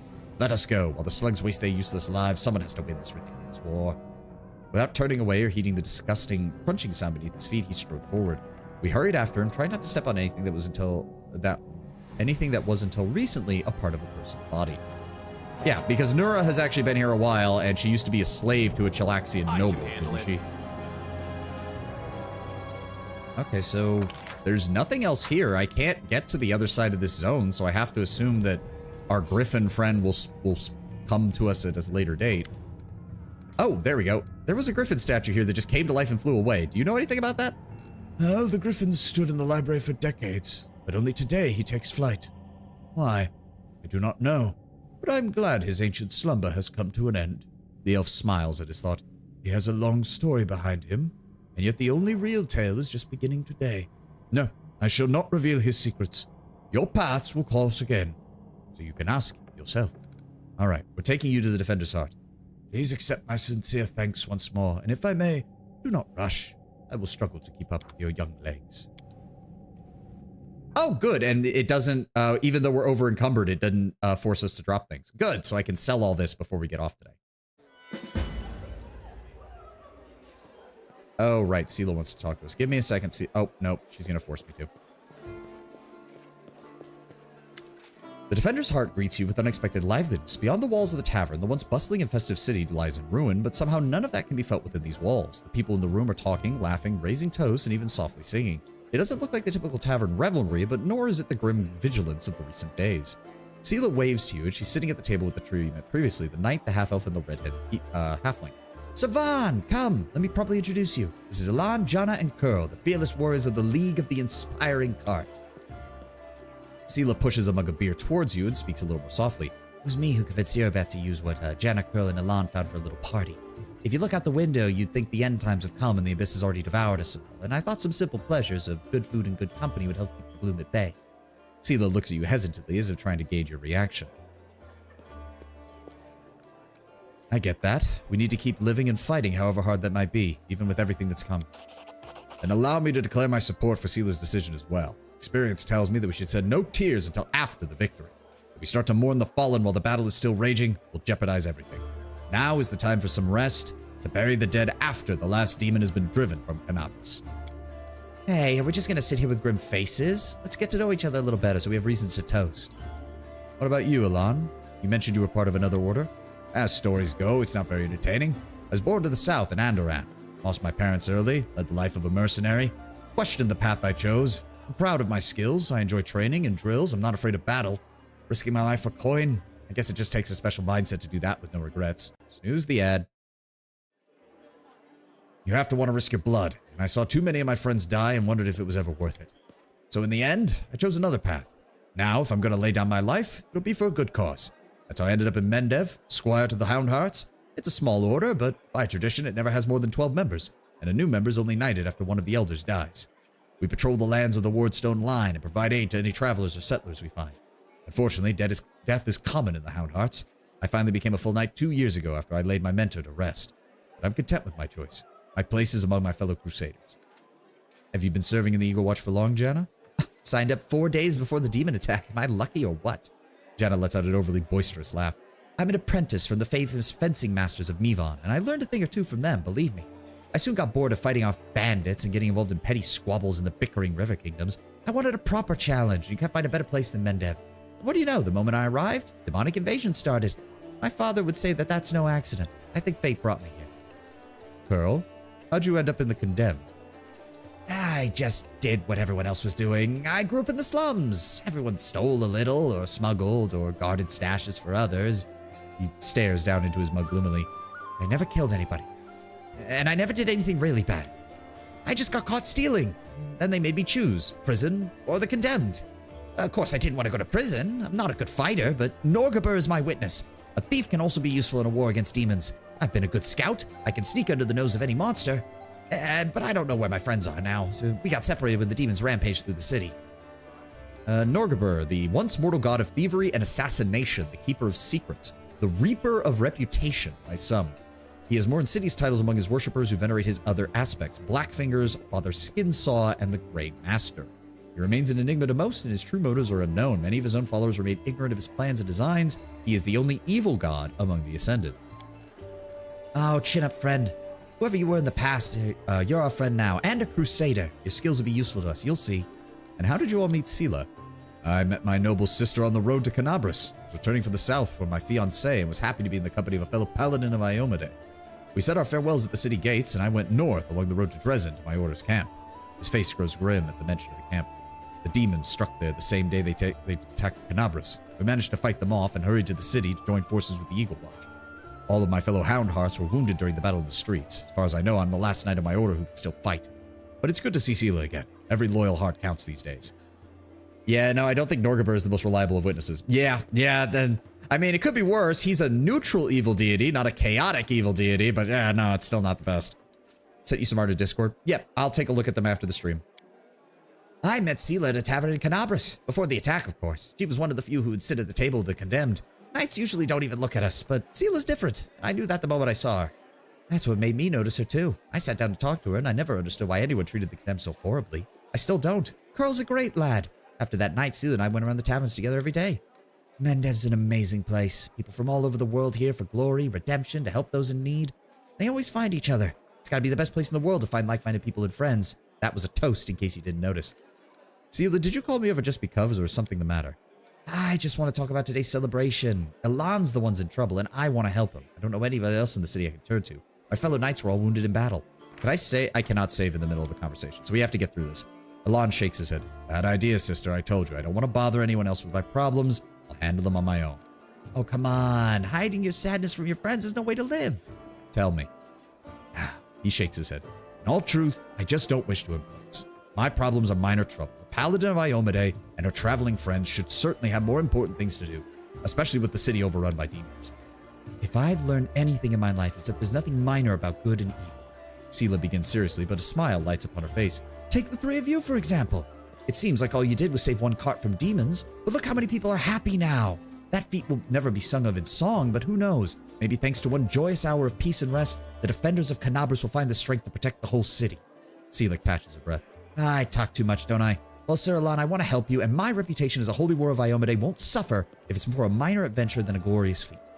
The knight sighs and seems a little embarrassed. All right. The life of a crusader has given me more purpose and a chance to serve a righteous cause. When I abandoned the life of a mercenary and came to Mendev, I gained something I'd never expected. It's here that I met, and all the ladies here forgive me, the finest girl in the world. And it's a miracle she found any love in her heart for a bungler like me. But I'm not going to let this miracle go. Not even the demon lord Discari and all his demon army could stand in my way.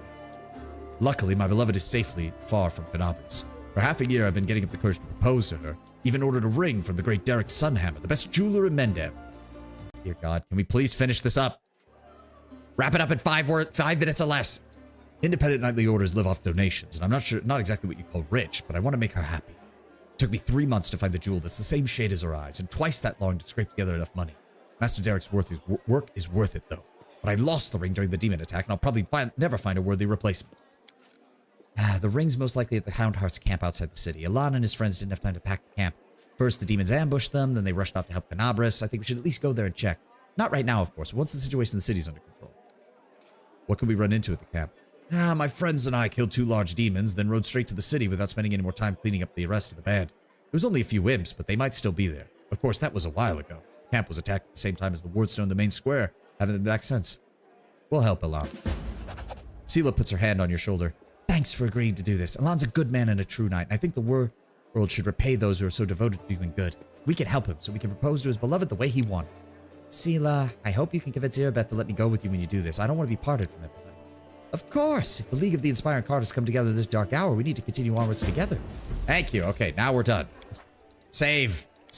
We need to get going. All right. Thank you all for being here. Thank you all for joining me. Let me tell you the story of my grandfather. Yeah, I know. This is what it felt like. I need to get going. We're already over time. I gotta go.